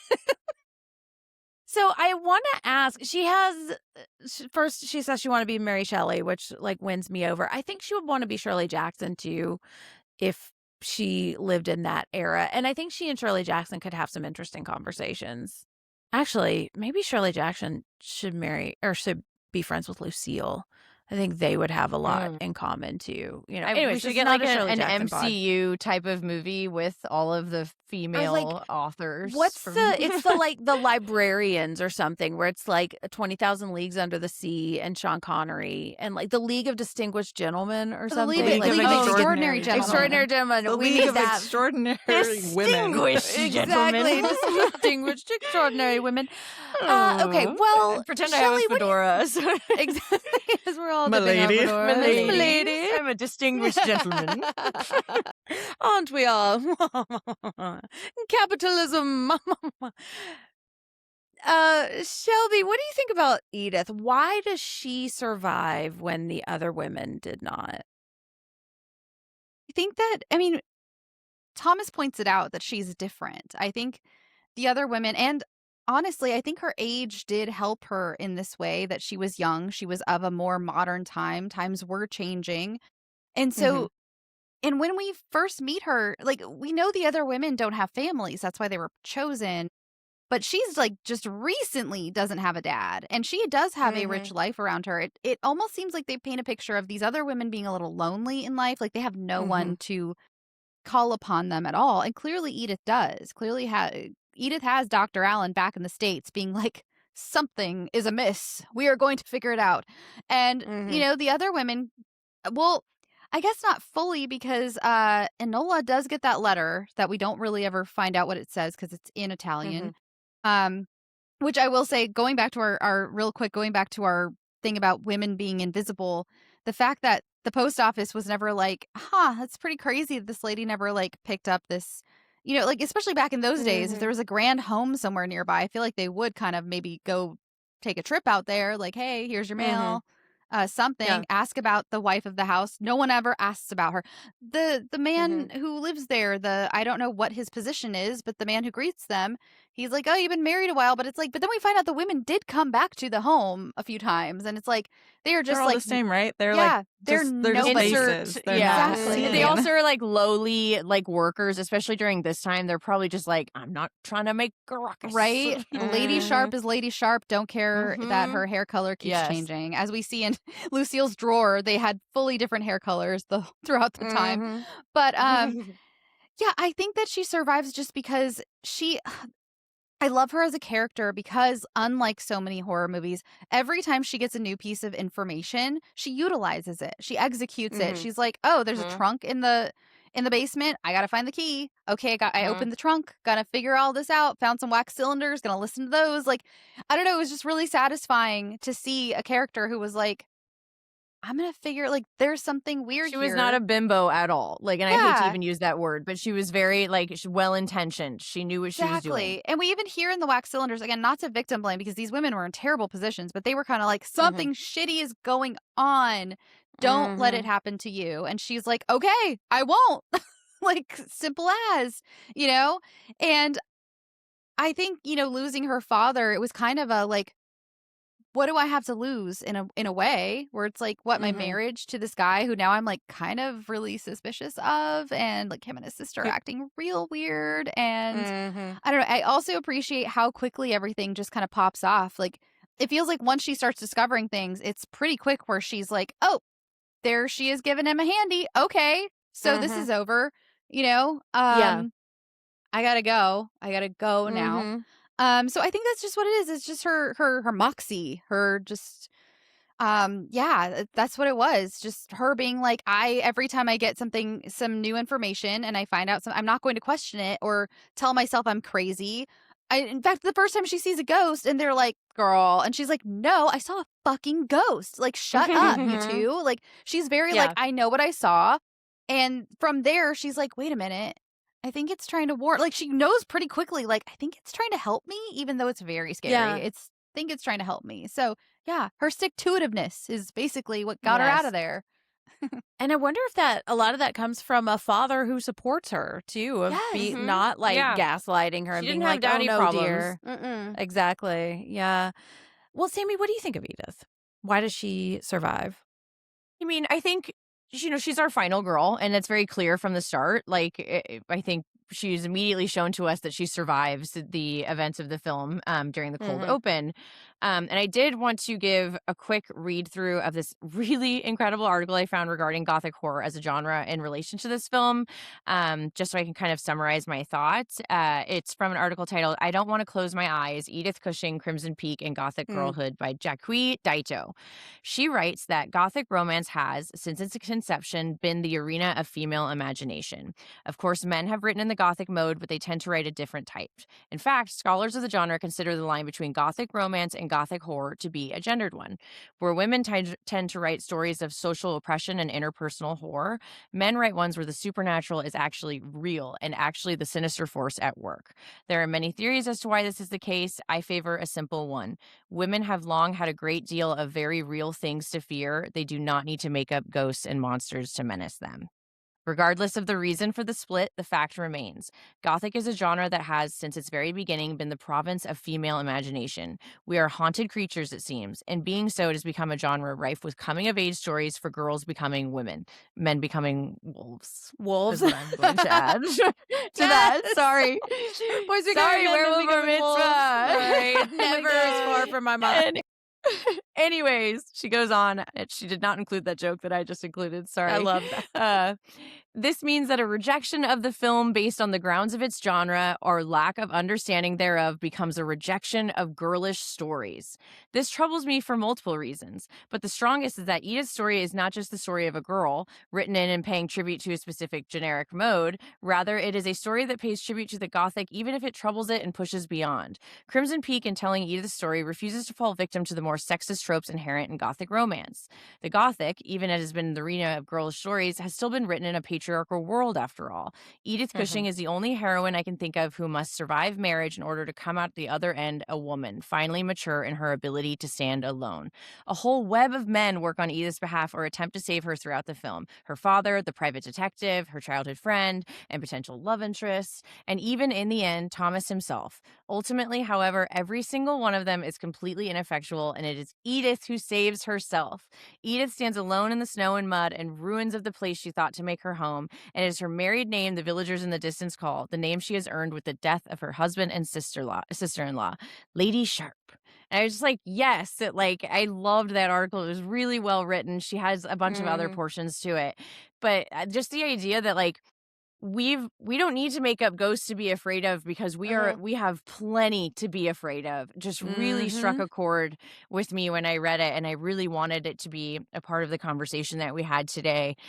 Because I think it's just so true to life. Of course a story about a girl overcoming is it's not the bad guy isn't the ghost. You know what I mean? Yeah. Because we're not afraid of ghosts. We're afraid of the things people will do to us, which is way more real than a ghost story. Yeah. So yeah, I really like that one. Well, Rachel, what do you think of Edith? And is this good for her horror? I like Edith, and I think, I agree with everything Sammy just said, and just the idea that she sees, whether it's because of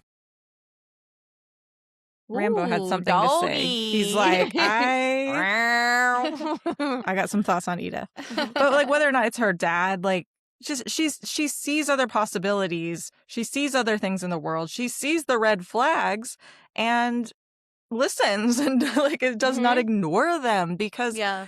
how many times are we see he's feels just very like passionate He's about also this. like, He's hey, like, remember "Yes, she likes girl." the dog Yeah. too. That's why she Yes. survives. Yes. She's a Yes. dog He's lover. like, wait, you that's guys didn't it. talk about the dog enough. Go He's back like, to you did that. not mention that the dog dies. I'm so sorry, buddy. I'm so Yeah, sorry. sorry. It's It's okay. not real, It's just a Rambo. movie. Aw. But I do think that she grew up in a place that allowed her to be herself and not like feel trapped in this and just to see other possibilities for herself. Even the fact that she's like, no, I'd rather be Mary Shelley and be like a Yeah. widow kind of thing. Like that's not, what a lot of young women would aspire to be. Not that, Mary Shelley, but just like that sort of trajectory Having a dead husband at that time, Yeah. right? Yeah. And so I think that's part of it. And I do think I do think that she also has these people in her life that care about her. I do think the fact that Thomas does actually care about her helps her. I don't think she needed that fully to survive, but it's, she gets some validation. Like, don't drink, don't drink the tea. And, but also just like, aha, it's not just me. I'm not crazy. Like, she has somebody Yeah. around her that, like, okay, Yeah. that is happening. I'm not crazy, your insane. sister Like, I'm not is. crazy. Yeah. I am right. There is Yeah. something going on. And just those Mhm. little quick things of people around her supporting her, being like, you don't have to do this. Like you are supported in that way. So I think also like she has a circle around her, even though like a small circle, and like how much support they give her, how much they help, I don't know. But Yeah. it contributes to it.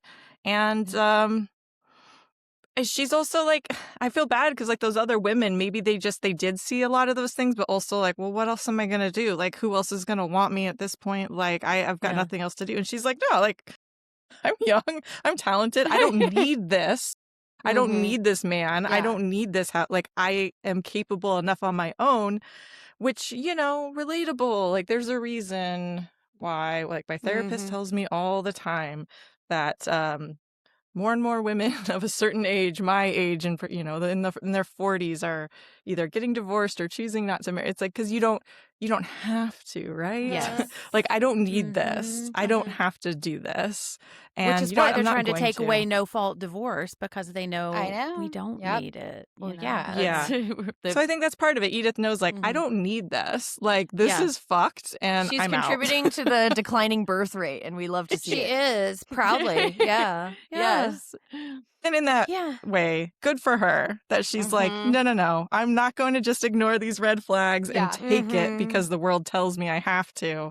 No, Yeah. I'm out. Yeah, I agree. And I think this is good for her horror. And I think as much as like I think I like Lucille a lot more than I like Edith. I do really love Edith. And I think part of what makes it good for her is because I think the reason Edith survives has about 50% to do with Edith and 50% to do with the fact that this is an unsustainable system. Like this Yeah. house She is caught it going at to the crumble end. at some point. Yes. She did. And that's the thing. Part of the reason she survives is 'cause she's the fourth one. If she were the first one, she probably wouldn't have. And They're going berserker mode at this point. Yeah. exactly. And there's just Getting like there's a sloppy. pattern of behavior. They're getting sloppy because I think they've just taken this system for granted. And I think what I see this movie saying a lot more like thematically really than like outright is just like this, like Lucille's world is not meant to last. And that's like, I don't think I'm going to see the patriarchy of this house crumble before I die, but the signs are there that this is unsustainable. That's why they keep trying to pass laws to control us, because we keep seeing that we don't need men to guide our lives. We don't need to be told what to do. We are fully capable of living our own lives, writing our own stories. And that is what is good for me here. And that's why, as much as I love Lucille, because I love a woman that gets to be messy. And yes, we can find her super sympathetic. And she can also be a messy villain who chooses to be bad. It's nice to see. It's nice to see us get to contain multitudes. But I think ultimately she is going to, she is going to stay stuck at this piano because her world is frozen in time and she is frozen along with it because she cannot see outside of it. And that's partially because of her choices and partially because of where she came from. But Edith can see further down the road, and she is going to die a widow, probably having published 50 great books that one day young us will start podcasts about and talk about how brilliant she is. So, Shelby, what about you? Good for her? Oh, definitely good for her. Again, back to I think Edith had moxie. I think Lucille, Yeah. for what she was going through, she was doing what she thought was right. And she did it with fervor, and she did it successfly for a long time.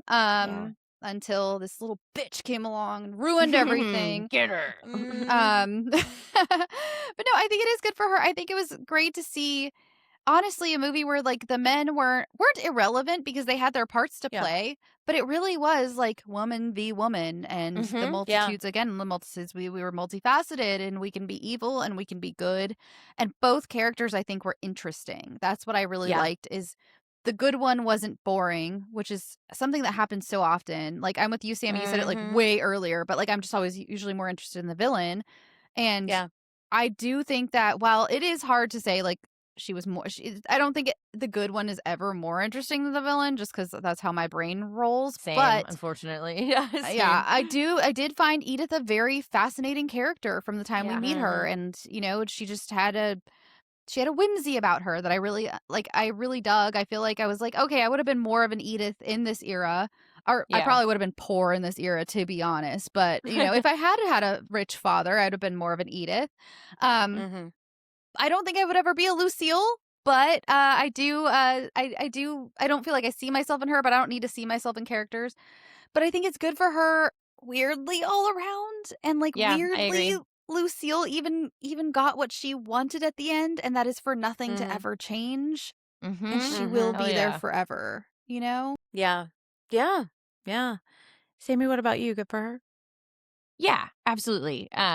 In regard to Edith, I mean, and even like you said, even our villainous lady killer of the hour, she doesn't embody the same sentiment, maybe, but I think it's safe to say that yes, this both of their story is good for her. I mean, like I was saying, like the men in the story make many mistakes in their attempts to save her, but it's due to the help of other women, albeit they're not living, but still that she gets through it, that she accomplishes this feat.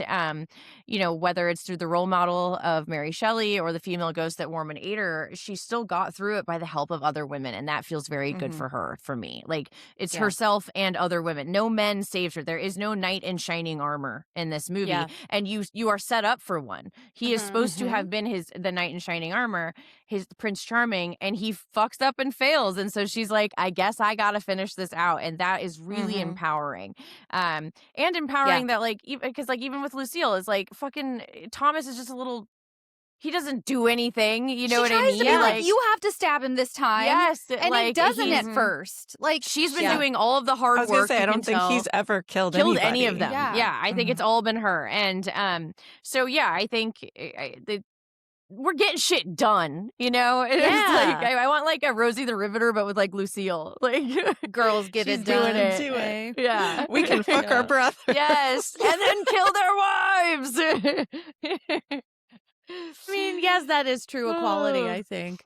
But would we die for her? Let's find out in our next category. Die for me. Look at her. I would die for her. I would kill for her. Either way, what bliss.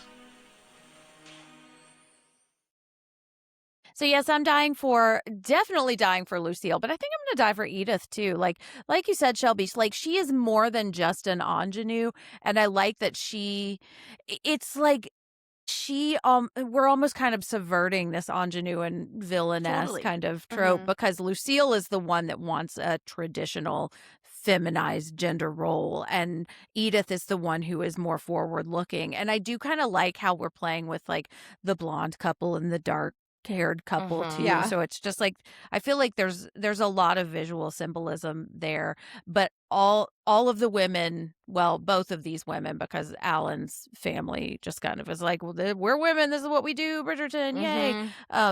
They like both of these women, I think, subvert what we think women of this time period should be, and I think that's fantastic. I would die for both of them. And anytime a woman holds a meat cleaver that is that big, I'm going to die for her, Amazing, I especially if know. she's fucking her brother, like let us. And I think it's because I have just Especially if read, she's fucking her brother. especially if she's fucking her brother. Yeah. The emphasis on that is on killing me. the brother fucking. Yes.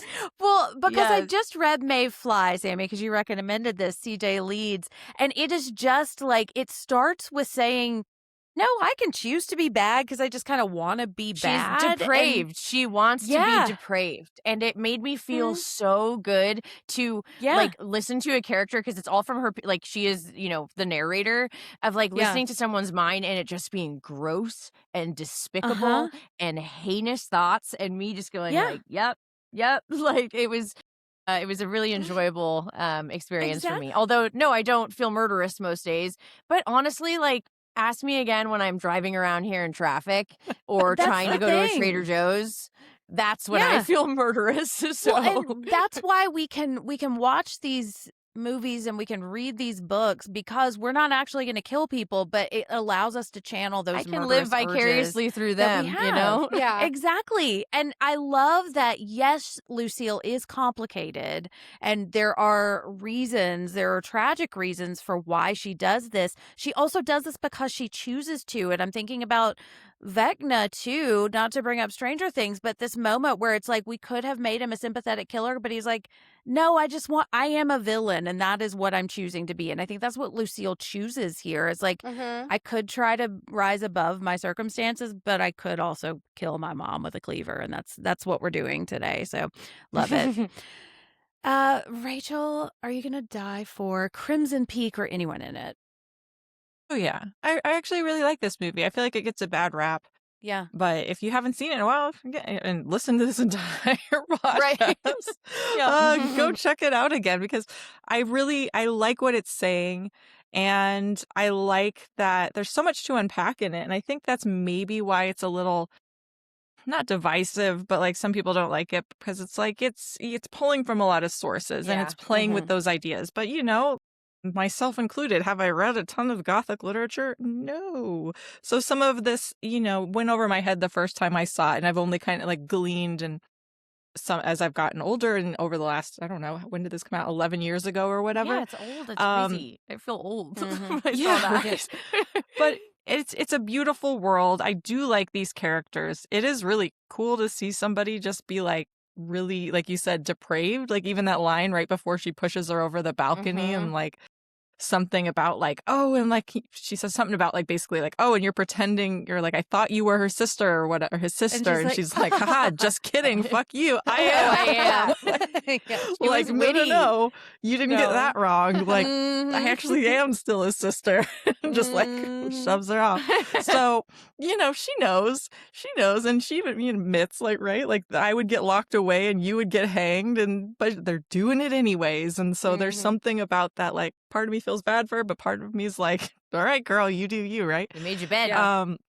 Yeah, and I do like Edith's character. Is it the most dynamic, over the top performance and all of that? No, but the more we talk about it and the more I think about it, it's like I kind of like that though. Yeah. Like that's not every like final girl has to like we love those moments too, with those big final moments, like not in my movie, that kind of shit. Yeah. But also sometimes it's like it doesn't always have to be that. Like it can be kind of a quieter performance and a quieter win. It still doesn't take anything away from the fact that like she did survive. And not only that, like these other women who weren't so lucky are going to be able to rest. They're going to get some sort of resolution because I fully believe that she's going to get out of there and there's going to be some stories. There's going to be some books. She's going to do something to make sure those women aren't forgotten. That's not necessarily stated, but we know enough about this character to know like, I agree. I believe that fully. So Yeah. I would die for this whole movie. Shelby, what about you?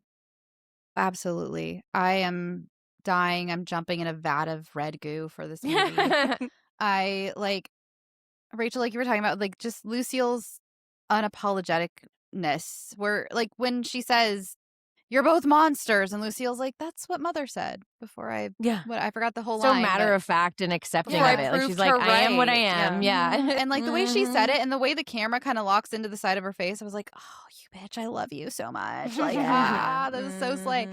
No, I love all the characters. I mean, even the male characters, like I love that they're not successful in aiding our Charlie Hunnam is the damsel in distress. Like, it's just so crazy. Yeah. Like, I just love that about his character. I love that about him, and I love that she saves herself. I love that Lucille is just like absolutely a mad woman. She's fully a mad woman, and she's not. And she does it in such a different way than we've seen. And I just enjoyed every character in this movie. I didn't hate anyone. I was just like loving every bit of everyone's journey and how they got there and where they were. And I want to say, since this is the last part, I didn't know where to fit this in, but Alan's sister was supposed to marry him and she would have died, I think, 1,000%. So, For Oh, sure. absolutely. Yeah, that's the whole thing is like they would pray, especially when preying on like older women too in this era. They're looking to get married. They don't give a shit. Like, so they just want to be sold off. And I don't think she would have had the wits about her. I don't like think so Edith either. Bryce does. Or wouldn't have like would have stuck because like, well, I can't. I'm committed now. Like the embarrassment, Mother right? would be like, so I can't- embarrassed. Yeah. Yeah, I might as well die because that's the only Yeah. option left to me. That's a whole thing in the Gilded Age too. She's like, "Hey, Mom, it turns out this sucks and this guy sucks," and she's like, "But it'd be Sucks so to suck. embarrassing if you divorce, so you can't. Sorry." Like, Yeah. yeah. Sorry. Mhm. Sammy, what about you? Are you dying for Crimson Peak? Yes, I think that goes without saying. But I would die, I would die for Edith. I would die for Lucille. And because I think it's because to me, Edith is more than just a survivor or a final girl, like we've been talking about, in a delicate dress. Like she's the writer of her own story and she is in charge of her own body. And she gives herself to Thomas because she wanted to. There was no force taken. Her sexuality is what saved her in the end. She's not punished for her bodily desires, but rather it helps her to survive. And I've always really loved that plot point. Because again, he didn't fuck the other women. So it's like by fucking her, by being horny, she saved her life. Like that's the message of the movie. I love that. It is. And horniness saves lives. Yeah. It does. It really does. Even and if I it's think for your brother. but in this case for Edith, it wasn't. So that's good on her. But yeah, this is one of my favorite stories, largely just due to it being a beautiful look into grief, and just beautiful to look at in general. And the scars, that history, both from the past and the present, leave on us for our entire lives. And I really just love the line that Lucille says to Edith that's meant to frighten her, when she's like, "Oh, beautiful things are fragile." But she's wrong. Like, beautiful things can be strong too, sometimes stronger than things, the delicacy is almost a strength in itself. So yes, I would die for this movie. I would die for Del Toro. He is one of my favorite auteurs. Me too. And I will show up for anything he makes. Like if I still haven't watched Pinocchio solely because Pinocchio is just such a sad story. It's a sad story. It's just a sad story. And then you've got like the pedophile Pleasure Island, and I don't know if I want that. And it's just like, and the donkeys are weird. And I've never liked the story of Pinocchio. So he kind of picked one of my least favorite fairy tales, but I'll do it. I'll do it for him. I just got to find the time. And someone to watch it with me. Yeah, exactly. And I'm gonna nod at that because I don't love Pinocchio, but I would love to hear what you think about the saddest Disney story I ever. know. It's like, maybe not today. But listeners, let us know if you have watched Pinocchio and you love it. You may be able to change our It won an mind. Oscar, okay? That's against true. Turning Red, mind you. Which So don't even get no, me fucking it started. doesn't. Well, and on that note, let's wrap up with what's coming next. Unlock the next configuration. And then the last. No. I've done enough. Enough is a myth. If you you want to follow the show, you can do that on Twitter at The Lady K Pod and on Instagram and Blue Sky at The Lady Killers Pod. You can find me at Jem Ferratu and find me hosting the Losers Club podcast about Stephen King. You can find me hosting the Murder Made Fiction podcast. We are talking about Tonya Harding and Olympic crimes, which is so exciting. And we just talked about Grizzly Night, which is a bear attack, and that's fun. And I've convinced Joe to let me talk about Cocaine Bear again. So love that for me. Things are on the And up then and up for Jen. Exactly. I just cannot stop talking about that Things bear. are coming up Millhouse, man. Oh my gosh. Exactly. And then Rachel and I on The Girls and the Boys just finished Gen V Season 2, which was really great, and I cried. Rachel, where can listeners find you? You can find me over on Instagram at The Vinyl Girl, and on Halloweenies, we're just recorded an ep on Hellraiser. Super long, typical 3 hours or so talking about Hellraiser, and had a lot of fun. I know you guys have covered it before, so hope I do you proud. But I mean, you can never talk about Hellraiser enough, right? I know. I want to do 2 eventually really bad. So Oh, absolutely. Yeah. Well, I'll be ready. I'll be ready sure because you I'm will watching be. them all. So yeah, you can check out all of Hellraiser over on the Halloweenies. And Sammy, where can listeners find you? As always, you guys can find me at SRK Doll on Instagram and Twitter and Letterboxd. Right now, I just watched all the extended editions of Lord of the Rings in theaters over this past weekend. It was a delight. I'm now rereading the book with Andy Serkis narrating it on the audiobook, so I can learn how to pronounce all of the names and everything. He is incredible. I cannot because he does. It's like a play within a play. It's like a one-man play. Like he has to do all of the voices for everyone. Does he talk like Gollum the whole time? When he gets to Gollum, he does. But like he has to voice Merry, Pippin, Frodo. Like he voices everyone, and it sounds like them. So he has different accents and inflections. It's crazy. I put on like YouTube little Shire like backgrounds, and then I have my Frodo bear, and it's been really wonderful. We're on the 3rd Hobbit tonight. Not as great, but that's where I've been very deep into Middle Earth as of late. And it's been helping me distract from the horrors, which is really, really nice. That's always good. But then also to re-distract myself and put myself back in the horrors, I've also been trying to watch documentaries that I've never seen. So we watched Fahrenheit 9/11, which I had never seen last night. Oh. And I wish for hell to exist by the end of that movie. So so I get a little bit of the bad, a little bit of the good. Hobbits, real world, I'm just trying to survive. But yeah, that's it. Also, I'm on the Stacks, I think, this month. So you guys can check that over at the Losers Club. Talking books. Yeah. And Shelby, where can listeners find you?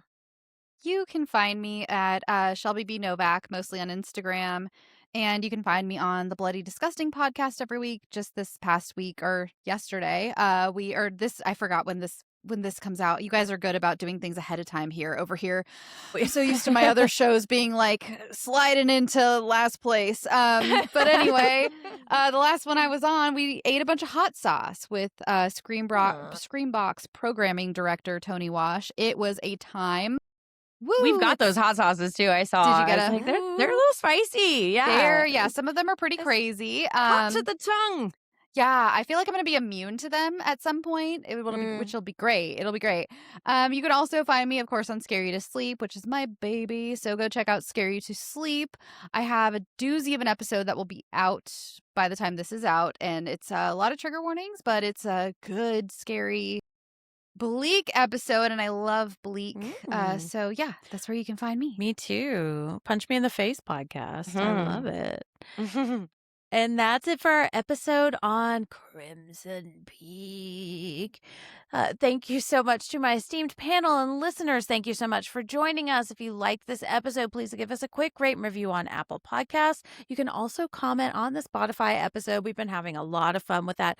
We need to know if you would pick Charlie Hunnam or Tom Hiddleston, and we need to know why also. Or Jessica Chastain, she's an option too. There's a third player. Exactly. Yeah. So yeah, let us know what you think, and we love to hear from you. We are going to be back next week with another gothic romance. We are watching Interview with a Vampire, and I could not be more excited. Then you're going to ask me between Tom Cruise and Brad Pitt. That's going to be a tough I'll one, have too. the same answers this week. Let's go to Paris, baby. I am going to specify 90s Tom Cruise and 90s Brad Pitt. But Oh, yes, I would. think that's fair. That's fair. Yes. Yeah. Fair. But you know what? We'll answer those tough questions next week. Until then, remember, ladies and ladies, support women's rights, support women's wrongs, and Perhaps we only notice things when the time comes to see them.